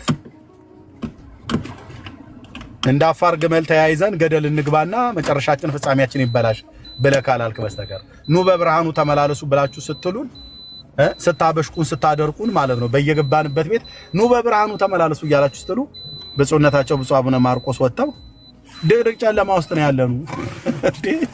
ልጆቹና አባት አልተስማሙም። አንተዬ ልጆቹ እዚህ ኑ ይሉናል፣ አባትየው ድቅድቅ ጨለማ ውስጥ ነው ያለኑ ይላሉ።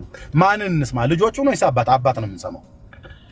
አባት እያለ ልጅ አይሰማም። ልጆቹ ባለጌ ስለሆኑ የሚናገሩትን የማያውቁም ኑ በብርሃኑ ተመላለሱ ሲሉን ብፁዕ አቡነ ማርቆስ ድቅድቅ ጨለማ ውስጥ ነው። ወንጌል ስበኩ፣ አትፍሩ፣ ጾመ ድጓ፣ ዝማሬ መዋሥዕት፣ መቋሚያ እየነቀነቀ መንግስተ ሰማያት መግባት አይቻልም። ተነሱና ወንጌል ስበኩ፣ አትፍሩ ተብሎ ከ1700 ዓመት በፊት ከ1700 ዓመት በፊት የተመሰረተ ቤተክርስቲያን በእኛ ዘመን ነው ሊቃውንቱን ሰብስባ ወንጌል ስበኩ አትፍሩ ብላ ያለች። አይሰብኩም ነበር ማለት ነው። እኛ ታዲያ ምን ስንል ከረም?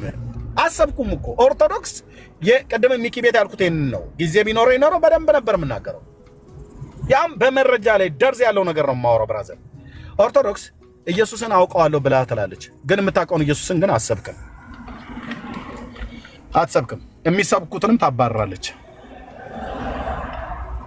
ዘርፌ ባለፈው ያለችው እኮ ትክክል ነው። ትክክል እኮ ነው።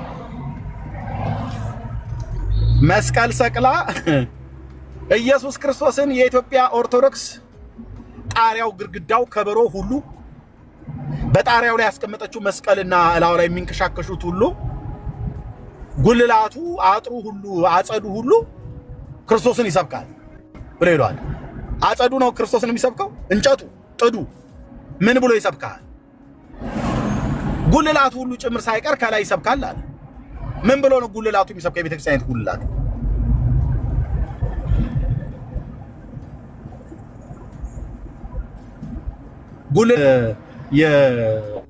የኦስትሪች ምንድነች?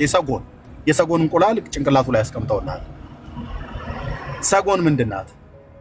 ሰነፍ የለየላት በራሪ ከሚባሉ መድኃኔዓለም ጥንቱንም ሲፈጥራት አበያ በሬ ይባላል። በእኔ ሀገር የማያርስ የሰነፈ ወይፈን ወይ በሬ አበያ ይባላል። አበያ ማለት ሄዶ እዛው እያረስክበት ሄዶ ለጥ ይላል። ምንም ጣጣው አይደለም፣ ለጥ ነው የሚለው። በዱላ ቀጥቀጣን ጭራውን በጥርሳችን ነክሰን በጅራፍ ቀጥቀጣን ነው የምናስነሳው። አበያ በሬ ይባላል።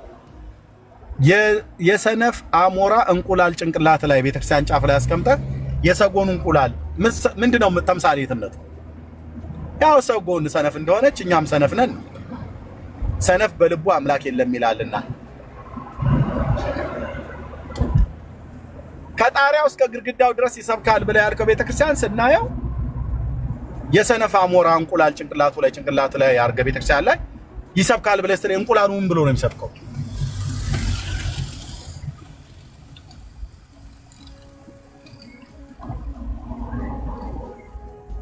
እነዛ በነሲ ተነትኑ ሰምታለ ይሄንን ያሉት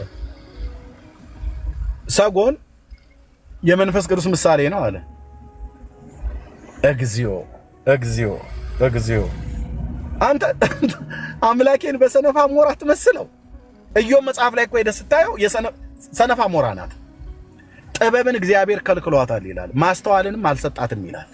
ማስተዋል የጎደላት ሰነፍን አሞራ ማስተዋልን በሚሰጠው በመንፈስ ቅዱስ የምትመስል ብቸኛ ጥንታዊት ተረታዊት ቤተክርስቲያን ናት ኦርቶዶክስ።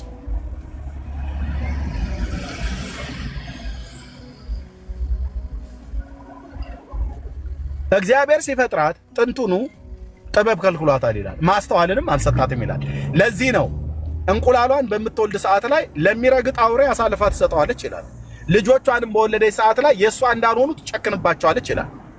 እነዘበንና ሌሎቹ ግን ኦርቶዶክሳውያን ሰባኪያን በሙሉ መጡና ሰጎን እንቁላሏን ስትቀፈቀፍ አይኗን ሰክ ብላ ታያዋለች። በአይኗ ነው የምትፈለፍለው አለ። እግዚኦ ኧረ ኤርምያስ ጨጓራ እኮ አለመቃጠሉ በእውነት ነው የምልህ። በእውነት እግዚአብሔር ረርቶኝ እንጂ እኔንማ እርር ድብን እኮ ነው የሚያርጉኝ የነበሩት። ሰጎን በአይኗ ነው የምትፈለፍለው ብሎ የሚል ነገሩኛ እኛ ነን ማስተዋል የጎደለ ዘበነን ሰው ብዬ ሰማው ቀን ንቦች ሩካቤ ስጋ ሲፈጽሙ በድምጽ ነው ያለ ቀን ነበር። እኔ ተስፋ ቆርጬ ቲክቶኩን ዘግቼ መውጣት የነበረብኝ እዚህ ቁጭ ብዬ ልጠበስልሃለሁ ማለት ነው። ንቦች አለ ሴቷ ንብ ከወንዱ ንብ ጋር ሊዋለዱ ሲሉ ሩካቤ ሲፈጽሙ በድምጽ ነው አለ።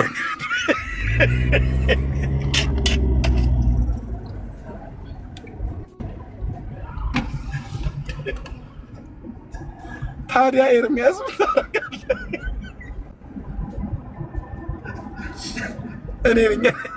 እኔ የራሴ ነገር ነው አልገባኝ ብሎ ያለ ቲክቶኩን እስከ ወዲያኛው ባን አርጌ ነበር መጥፋት የነበረብኝ።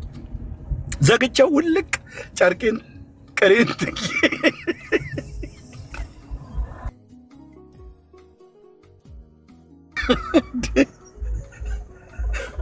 ከዛ ፍለጋ እኔ ደግሞ ሄድኩኝ። በረኝነት ቦታ ቃለው ንቦች እንደዚህ አበባ ሲቀስሙ አንዷ ላይ ሲወጣ አይቻለሁ። በእውነት አይቻለሁ። ንቦችም ራሱ እንኳን እንደዛ ሩካቤ ስጋ ሲፈጽሙ ዝንቦችም እንደዛ አሉ፣ ንቦችም እንደዛ ይታያሉ። እና ጉግል አረኩልህ እኔ ጋር። እኔ ደግሞ መጣውና ንብ ከንብ እንዴት ነው ሩካቤ ስጋ የሚፈጽሙት ብዬ ስል ወንዱ ሴቷ ላይ ተኝቶ እንደዛ ታየ። ፎቶ አምጥቻ አሳየው ቢቸግረኝ። ዘበነ በድምጽ ነው የሚገናኙት አለ። ይሄ እንዴት ነው የሚገባ ምረሰለ ኃጢያተኛ ስለሆንክ ነው ሊሉ ይችላሉ። እንደኔ ወደ ጉግል ሄደ ፎቶን ባታመጣ በቃ መቤቴ ስላልገለጠችልህ ሊሉ ሁሉ ይችላሉ። ይሄ ተረታም ትውልድ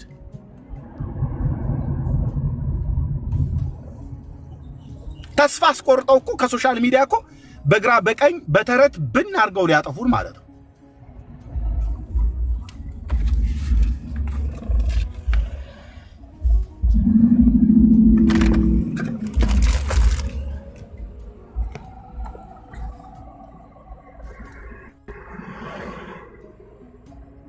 አይልኝ እዚህ ደግሞ አንደኛው ሌላ አሁን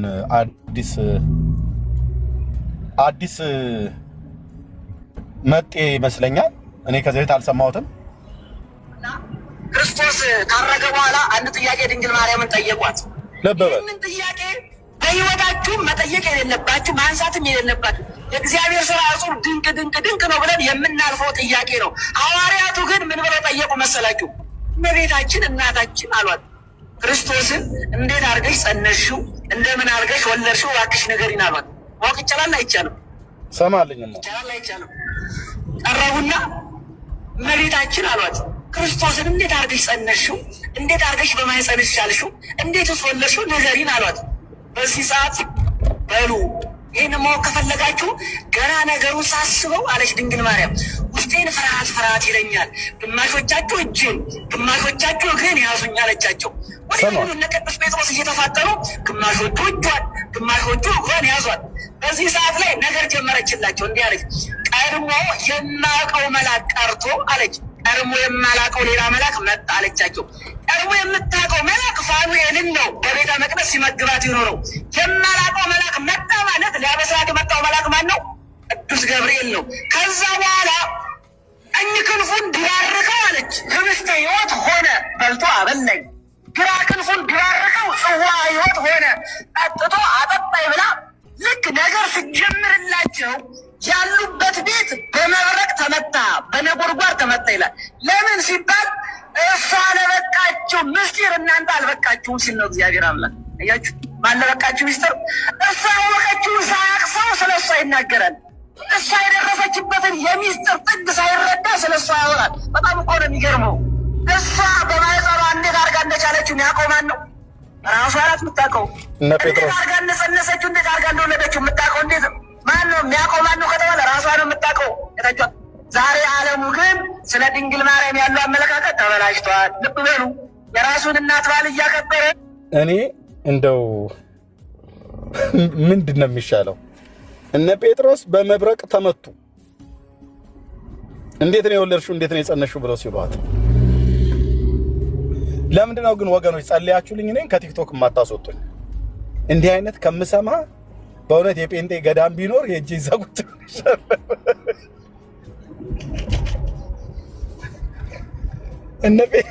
እነ ጴጥሮስ በመብረቅ ተመቱ።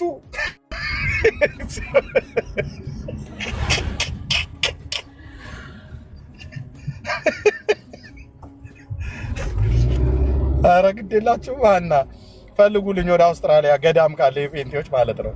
ሄጄ ቲክቶኩን አጠፋ ብቻ የጌታን ምጽአት እዛ ብጠብቅ ይሻላል። ምንድን ነው እየሆነ ያለው ግን? ወዴት ነው ዓለም እየሄደች ያለችው? ከየት ነው ደግሞ አሁን ይሄ ሰውዬ ይፈላው?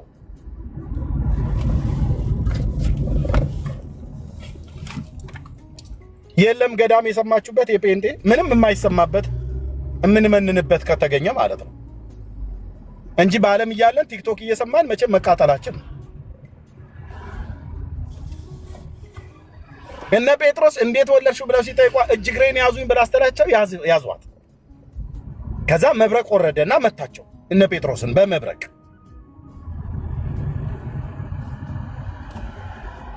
እስኪ ግቡና አስረዱን፣ በመድኃኒዓለም ግቡና አስረዱን። እኔ አንዴ ጌታ መቻያውን ይስጥህ ብላችሁ ጸልዩልኝ በእውነት።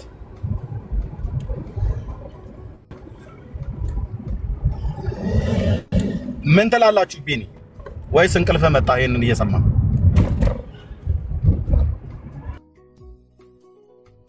ለቱ ስብሐት ለቱ ስብሐት ነው የሚያሰኘው።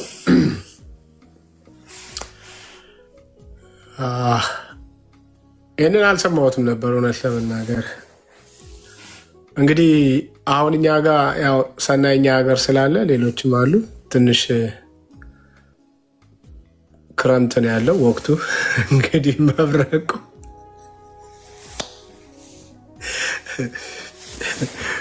ጸልየን ስንወጣ መብረቁ ምናምን እንዳያገኘን። ግን በዚህ ልክ እንዴት ይታለላል ሰው? ከእግዚአብሔር ቃል ሲርቅ፣ ከእውነት ወንጌል ሲርቅ፣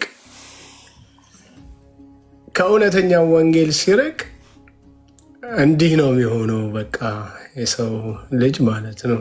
እና ይሄ ነው አሁን ሐዋርያዊ ቅብብል ወይም የአባቶች ቅብብል የሚሉት። በእርግጥ ስም ሲጠሩ ችግር የለባቸው። ከዛ እነዚህን ነገር አምጥታችሁ ደግሞ ስታሳየዋቸው፣ ስታስደምጧቸው በፍቅር የሚቀበሏቸው አሉ። ደግሞ የሚያገናዘቡ አካላት ደግሞ ካሉ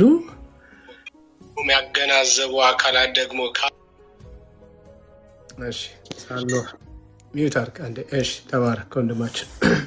ካሉ እንደው የግለሰብ ስህተት ነው የሚል ሙግት ያቀርባሉ እንጂ እነሱም ስቲል በእውነት በቤተ ክርስቲያኑ ስለሚሰጠው አስተምሮ ስለመሆኑ አይናገሩም ማለት ነው። እና ይሄ ጨለምተኝነት፣ ይሄ መታወር የሚመጣው ትውልድ ከምን ሲርቅ ነው? ከእግዚአብሔር ቃል ሲርቅ ማለት ነው። ከእግዚአብሔር ቃል ከእውነቱ ሲርቁ ማለት ነው። እና በየዘመናቱ በየጊዜያቱ የሚነሱ ቤተክርስቲያን አንዴ ቀለሜን እናውራው። አንዴ ቆይ ቢኒ በደንብ ስማ፣ ታቸውን በደንብ ስማና እኔን እኛ ያስወረድኩ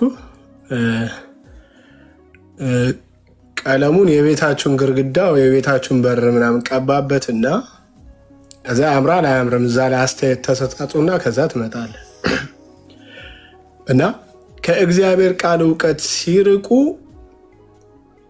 አይምሯቸው ላልተላለፈ ነገር ተላልፈው ላልተገባ ነገር ተላልፈው እንደተሰጡት ሁሉ በዚህም ቤተ እምነት ውስጥ ያሉ አካላት እንደዚህ ነው። ዋናው ነገር በየዘመኑ አስተማሪዎቻቸው ወይም መምህሮቻቸው ወቅት እየጠበቁ ጊዜን እየጠበቁ በየዘመናቱ ይዘውት የሚመጡ ከመጽሐፍ ቅዱስ የማይገናኝ ለጳውሎስ ሁለተኛው ቆሮንቶስ ላይ በሁለተኛው ምዕራፍ አካባቢ ወደ 17ኛው ቁጥር አካባቢ ይመስለኛል ለጥቅማችን ስንል እኛ ወንጌልን እንደሚሸቃቅጡት አይደለንም ይላል። ስለ እግዚአብሔር አገልጋዮች ሲናገር ማለት እንደነሱ አይደለንም። ነገር ግን በኢየሱስ በኩል ሆነን ወንጌልን ምን እንላለን አለ እንናገራለን። ስለዚህ ለጥቅማቸው ሲሉ ቃለ እግዚአብሔርን በፈለጉት ዘመን በወለደላቸው ቋንቋ ተጠቅመው ወንጌልን ሲሸቃቅጡት ለጥቅማቸው ይሰመርበት ወይም በቅንፍ ውስጥ ለጥቅማቸው ሲሉ ማለት በዚህ ልክ የእግዚአብሔርን ቃል ራሳቸውን በድፍረት ርቀውት እንደገና ወደ ትውልዱ ይዘውት ይመጣሉ። ትውልዱ ያው በሃይማኖት የታሰረ ነው። ሃይማኖት ሲባል የሚፈራው የማይጠጋው የእውነት ለነሱ የተነገረ እስካይመስል ድረስ ወንጌል ለነሱ እንዲበራላቸው ወይ እንዲያነቡት ባይዘወይ እንዲያነቡት ስል አንድ ነገር መጣልኝ። ጥቂት ኦርቶዶክሳውያን ህብረት ጀምረዋል፣ የመጽሐፍ ቅዱስ ጥናት ብለው ማለት ነው። ይሄ የእውነት ሊበረታታ የሚገባ ነው። ጥቂት ኦርቶዶክሳውያን የባይብል ስተዲ አይነት ህብረት ጀምረዋል እና በጣም ጥሩ ነው። እኔ ተመችቶኛል። ጌታ ነው የምላችሁ ተመችቶኛል። አያችሁ ምን ያህል ተጽዕኖ እየመጣ እንዳለ። ስንት ዘመን ነው የምትለው ኦርቶዶክስ? 3000 ዓመት ነው የሚሉት፣ 2000 ዓመት ይበሉት ከተመሰረተ ጀምሮ ማለት። ሌላውን ሀገር ትተን እንደው በኢትዮጵያ ያለችውን ኦርቶዶክስ እንኳን ብንቃኝ የባይብል ስተዲ ህብረት፣ የባይብል ስተዲ ጥናት ቤት ለቤት ማለት ወይም ደግሞ እንደዚህ ግሩፕ ተሰብስቦ ማለት ምን ይላል መጽሐፍ ቅዱሳችን? ምን ይላል የእግዚአብሔር ቃል? ማለት አትንካው ተብሎ ነው ያደገው። እንዳይቀርቡት እንዳይነኩት ሆነው ነው ያለፉት። ለነሱ የተፈቀደና ያልተፈቀደ አለ። ያው እዚህ ውስጥ ኤርሚም አለ፣ አንድ ወንድምም አለ፣ ፈለገ ጳውሎስ፣ ሌላም ይኸው ሳልኖር ተጨምረዋል አላችሁ። በኦርቶዶክስ ውስጥ ትንሽ ትንሹን እና ትልቅ ትልቁ የሚባል ነገር አለ። የሆነ ትንሹን አንግስ ትልቅ ትልቁን አንግስ ነው፣ ትንንሹን ገንድስ የሚባል እንዳትነኩት፣ እዛ አካባቢ እንዳትቀርቡ የሚባል ነገር ነበር እና ዘመን መጥቶ ይኸው እግዚአብሔር ይመስገን አሁን ቤታቸው ባይብል ስተዲ የሚል ህብረት ጀምረዋል። እንደምታውቁት የቲክቶክ ሲኖዶስም ይብዛ ሚነስ ብቻውን ነው፣ በሩን ቆልፎ ኮሜንት ቆልፎ ብቻውን ነው። ግን ባይብል ስተዲ ጥናት ጀምረናል የሚል ማስታወቂያ አይቼ ያኔም በጣም ሀሴት አደረኩና እንደውም ይህን የምትፈልጉ ወንጌል አማኞች ፕሮቴስታንቶች ምናምን መምጣት ትችላላችሁ ምናምን አለ እና ባይብል ስተዲ ሲባል ግን እንደሱ አይደለም። ከሱ ይልቅ አንድ ወንድማችን አጋቦስ የሰራው አለ። እሱን ሄዳችሁ ብታዩት የመጨረሻው ቪዲዮ ይመስለኛል። ሄዳችሁ ብታዩት እዛ ላይ አይቼ እኔም ተደስቻለሁ። ምን ልል ነው ይህንን የማወራው? የቲክቶክን ሲኖዶስ ለማወደስ ወይ እነዛን እህቶችና ወንድሞች በህብረት ባይብል ስተዲ ስለጀመሩ ለማወደስ ብዬ አይደለም። ተጽዕኖ አምጥተሃል አንተ፣ እያንዳንዱ ክርስቲያን በዚህ ያለህ ማለት ነው። ተጽዕኖ ፈጥረሃል።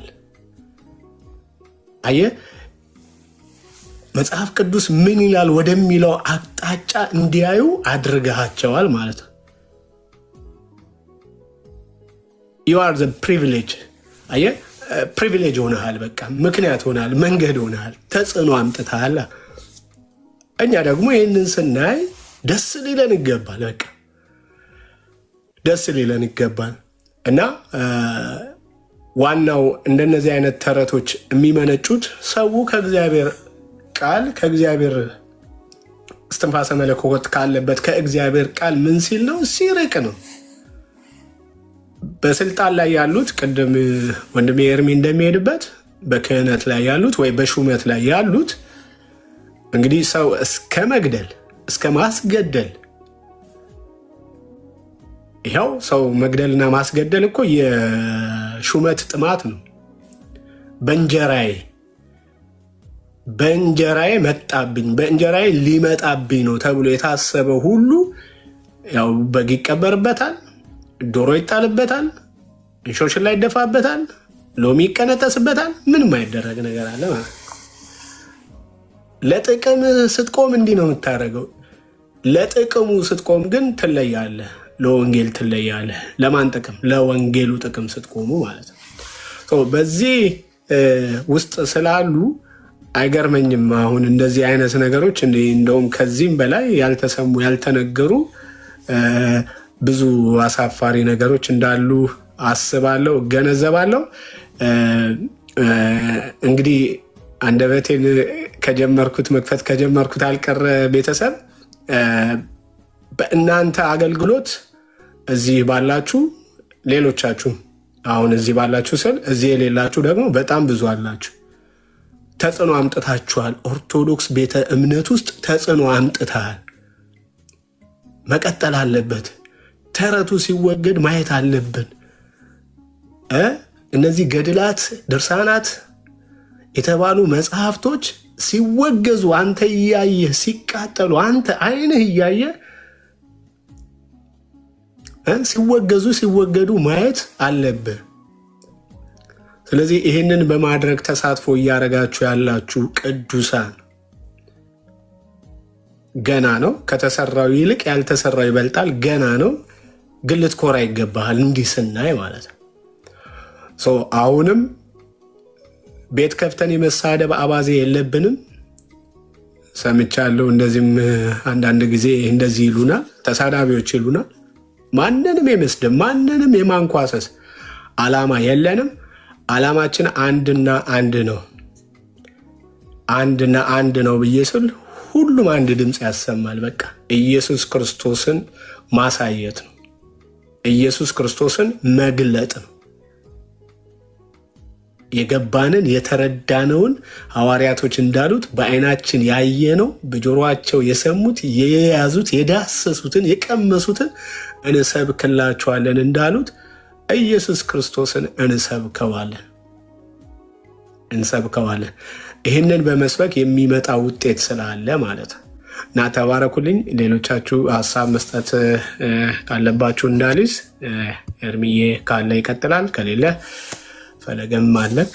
ሌሎቻችሁም ሰላምታ ማቅረባችሁ መቀጠል እንችላለን። ተባረኩ።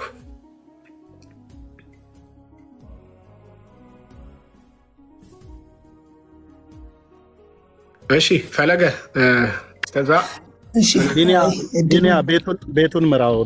ነፈለገም ሌሎች የሚያወሩ እድሉን እስክትሰጡ ነው። በጣም አንድ ነገር ልቤን ነካኝ። ኤርምያስ ውድ ሲል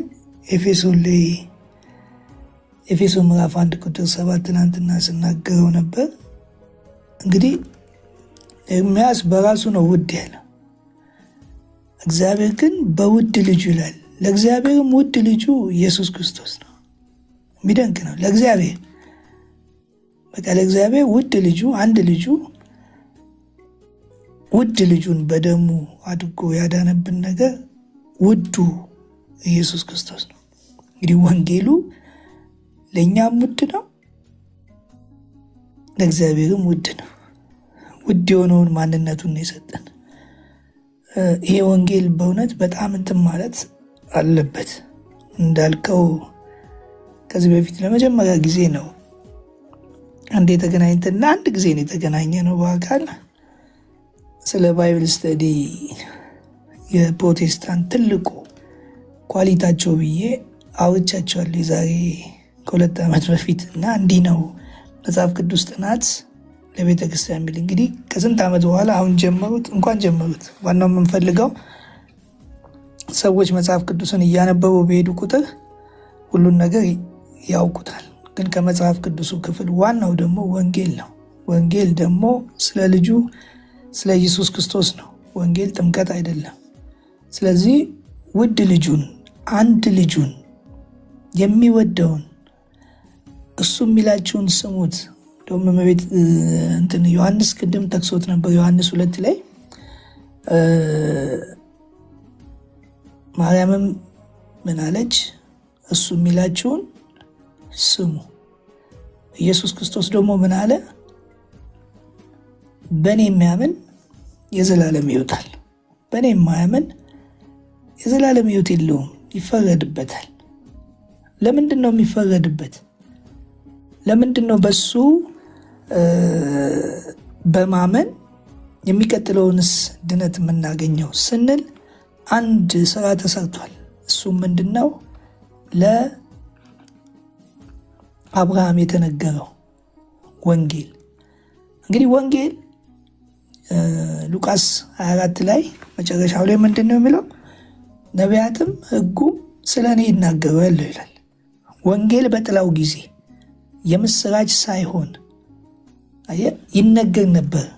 ፍጻሜ ሳያገኝ አካል ሳያገኝ ይህንን እያወሩለት ነው የመጡት። በጣም የሚደንቀኝ አሁን ጨለማ ስለሆነ መብራት ስለሌለ መጽሐፍ ቅዱስንም ማንበብ አልችልም። ኢሳይያስ 53 የእኛ ማንነት ነው። ከማን የመጣብን? ከአዳምና ሔዋን የመጣብን ማንነታችን ያ ነበር። በእውነት ደዌያችን ተቀበለ ሲል ደዌ ነበረብን። ህመማችንን ተሸከመ ሲል ህመም ነበረብን። በደል ነበረብን። መተላለፍ ነበረብን። ቁስል ነበረብን። ኃጢአት ሁሉ ነበረብን። ከአዳምና ሔዋን የወረስነው ዕዳ፣ ፍርድ፣ ይህንን ሁሉ የእኛ ነበር። በጣም የሚደንቅ ነው። ሁሌ ኢሳይያስ 53ን ሳነብ በቃ ሙሉን የመጽሐፍ ቅዱሱን ክፍል እግዚአብሔር ሀሳቡን የሰው ልጆች ምን ሊሆንባቸው እንደቻለና አንድ ልጁን የሰጠበት ትልቅ የመጽሐፍ ቅዱስ ክፍል ወንጌል ነው። ስለኛ ኃጢአቱን ተሸክሞ ምን አላለ? ማለደ አለ። በምን ላይ? በመስቀል ላይ። ታዲያ ኢየሱስ ክርስቶስ ለምንድን ነው የመጣው? በብሉይ ኪዳን የነበረው ወንጌል ጥላ የሆነው አካል አድርጎት አዲስ ኪዳን ማድረግ ስላለበት ኢየሱስ ክርስቶስ ወደዚህ ምድር መምጣት አለበት። በደሙ ቤዛ መሆን አለበት። ዋጋ መከፈል አለበት። ህመማችንን፣ ቁስላችንን፣ መተላለፋችንን፣ በደላችንን፣ ኃጢአታችንን ሁሉ መሸከም አለብህ። ማንም ሊሸከሙ አልቻለም። ማንም ሊሸከሙ አልቻለም። እዚህ መስቀል ላይ ነው። አሁን እሱ ተሰቀለ ይመስላል። እኛም ነው የተሰቀል ነው። ኢየሱስ እኛን ወክሎ ተሰቀለ፣ እኛም ተሰቀልን። ኢየሱስ እኛን ወክሎ ሞተ፣ እኛም ሞተን ነበር። ኢየሱስ እኛን ወክሎ ተነሳ። አያችሁ፣ ጥምቀት ይሄ ነው።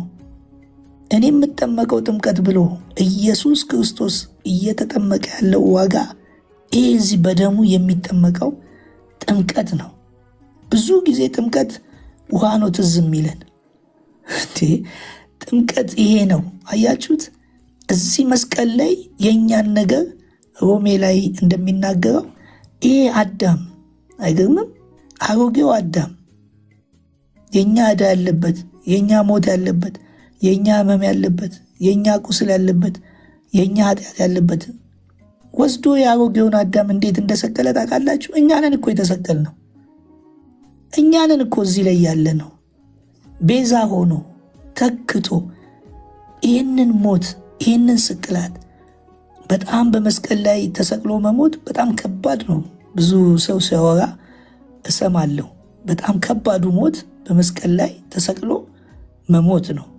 ኢየሱስ ክርስቶስ ቤዛ ሊሆነን የምስራችን ሊሰብክልን የምስራች ሊሆነን ይኸው እዚህ ላይ ነው እኮ በመስቀሉ እጆቹ ደም፣ እግሮቹ ደም፣ ጎኑ ደም፣ ጭንቅላቱ ደም። ምን ቀረው? አያችሁ፣ ደም ካልፈሰሰ ስርየት የለም ነው። ውሃ ካልፈሰሰ አይደለም፣ ደም ካልፈሰሰ ስርየት የለም። ይሄ ነው ጥምቀት፣ ይሄ ነው አንዲቷ ጥምቀት የተባለው ይሄ ነው። አንዲቷ ጥምቀት የተባለው ኃጢአት የተሰረየባት አንዲቷ ጥምቀት። አባቶችም በአንዲቷ ኃጢአት በሚሰረይባት በአንዲቷ ጥምቀት ያሉት ይህንን ነው። ስለ ውሃ ጥምቀት አይደለም የሚያወሩት፣ ስለዚህኛው ጥምቀት ነው የሚያወሩት። ስለ ደም ስለሚፈሰው ደሙ ፈሶ ከዛ ወደ መቃብር ይሄዳል። ጥምቀት ደግሞ አንደኛው መቀበር ነው። በመቃብሩ ድንጋይ ምን አለ? ተሸፈነ፣ ተከደነ፣ ተዋጠ ኢየሱስ ክርስቶስ። የምጠመቀው ጥምቀት ያለው ይሄ ጥምቀት ነው። እዚህ ላይ ነን እኛ፣ እዚህ ነበርን በእግዚአብሔር አሰራር። ቆላስይስ 3:26 ላይ በእግዚአብሔር አሰራር ተጠምቃችሁ ተቀብራችኋል ይላል። እንደገና ተጠምቃችሁ ተነስታችኋል ይላል። አሁን ተቀበርን በእግዚአብሔር አሰራር፣ እኛንን የተቀበር ነው። ስለዚህ ሮሜ ላይ ምን አለ? ስለ ኃጢአታችን ሞትን ይላል ጳውሎስ። የሞተው እሱ ነው፣ ግን ተቆጠረልን። ስለዚህ ኤፌሶን ምዕራፍ 5 ላይ ምን አለ? በጸጋ ምን ብላችኋል? ድናችኋል። ይሄን ጸጋ ግን በእምነት መቀበል አለብህ። ቁጥር 8 ላይ ጸጋው በእምነት አድኗችኋልና። እዚህ ጋር ነው የተሰራልን፣ ተፈጸመ አለ። ብሉይ ኪዳን አለቀ፣ የአዳም ነገር ተከናወነ። በአዳም የመጣብን ነገር ሙሉ በሙሉ እዚህ ጋር በደሙ አዲስ ኪዳን አደረገ። ይህንን ኪዳን በማመን የተፈጸመልንን አይናችን ይገለጠዋል። በማመን ወደፊት ደግሞ ከፍርድም እናመልጣለን፣ የዘላለም ሕይወት እናገኛለን፣ የእግዚአብሔር ልጅ እንሆናለን። አያችሁ፣ የእግዚአብሔር ቃል ሰይፍ ነው። ሁለት ሰይፍ ካለው ሲል ወደፊትም ወደ ኋላም ምን እንደተፈጸመልን፣ ምን እንደተደረገልን፣ ምን እንደተከናወለልን ከክርስቶስ ጋር ሮሜ 6 ላይ እንደሚናገረው ከሞቱ ጋር ተቀብረን ከሞቱ ጋር ተነሳን።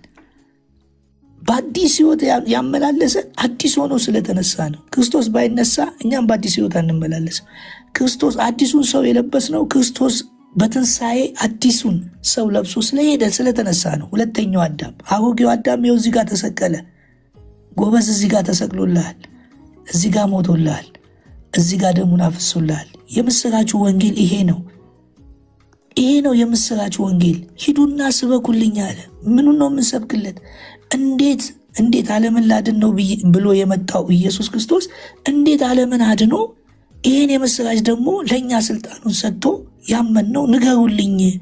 ለዓለም ሞቻለሁ፣ ለዓለም ተሰቅያለሁ፣ ደም አፍስሻለሁ፣ ሕመማቸውን፣ ቁስላቸውን፣ በደላቸውን፣ ኃጢአታቸውን ሁሉ ይቅር ብዬ በግርማ ቀኝ ተቀምጫለሁ። የዕዳ ደብዳቤን ደምስሻለሁ፣ ሰይጣንን ከመንገድ ጠርጌ አስወግጃለሁ። አሁን ብርሃን ነው፣ አዲስ ኪዳንን መስርቻለሁ፣ ሂዱና ንገሩልኝ ነው የተባልነው። እኛ ሄደን የምንናገረው ይህንን ወንጌል ነው። ወንጌልን ስበኩልኝ፣ የከፈልኩትን ዋጋ ኃላፊነቱን ለእናንተ ሰጠውኝ። እኔ የዓለም ብርሃን እንደሆንኩ እናንተም የዓለም ብርሃን ናችሁ። ስለዚህ ሂዱና ወንጌል ስበኩ። ወንጌል ማን ነው? በሥጋ ከዳዊት ስለተወለደ በመንፈስ እግዚአብሔር ስላስነሳው ስለ ልጁ ነው። ስለ ልጁ ነው። ይሄ ልጁ እኛ ያመንን ሄደን ምን ማለት አለብን? መስበክ። እንኳን ደስ አላችሁ እያለን በዓለም ላይ አሁን ዓለም በጦርነት እየታወከች ነች። ዓለም በበሽታ በብዙ ነገር። እኛ ግን እንኳን ደስ አላችሁ። ኢየሱስ ክርስቶስ እኮ ስላንተ ብሎ ሞቶልሃል፣ ስላንተ ብሎ ተሰቅሎ። ይህንን እኮ ኢየሱስ ወደዚህ የመጣው እኮ ሊያድን ነው። ግን ተፈጸመ አለ። ያንተን ጉዳይ ፈጽሞልሃል። ያንተ ጉዳይ ተከናውኗል። ኢየሱስ ዓለምን ላድን ነው ብሎ በሱ ዘንድ እኮ አልቋል። በሱ ዘንድ እኮ ታርቋል። አንተ ግን አልታረቀውም። ታዲያ ምን ላድርግ ሲል እመነው። ሲያምን ያ ሰው ከሚቀጥለውን ፍርድ ይድናል፣ የዘላለምን ሕይወት ያገኛል፣ የእግዚአብሔር ልጅ ይሆናል። ይህንን ወንጌል እንድንናገር ኃላፊነት አለብን፣ ግዴታ አለብን። ጳውሎስ ምን አለ? ወንጌልን ባልናገር ምንድነው ግድ ይለኛል አለ። ግዴታ አለብኝ፣ ወዮልኝ አለ። ወዮልኝ ወንጌልን ካልሰበኩ አለ። እንግዲህ ወንጌልን የማንሰብክ ከሆነ እግዚአብሔር ይጠይቀናል። ስለዚህ ወንጌሉ ይሄ ነው። መጽሐፍ ቅዱስ ውስጥ ያለው ዋናው ነገር ለሰዎች መዳን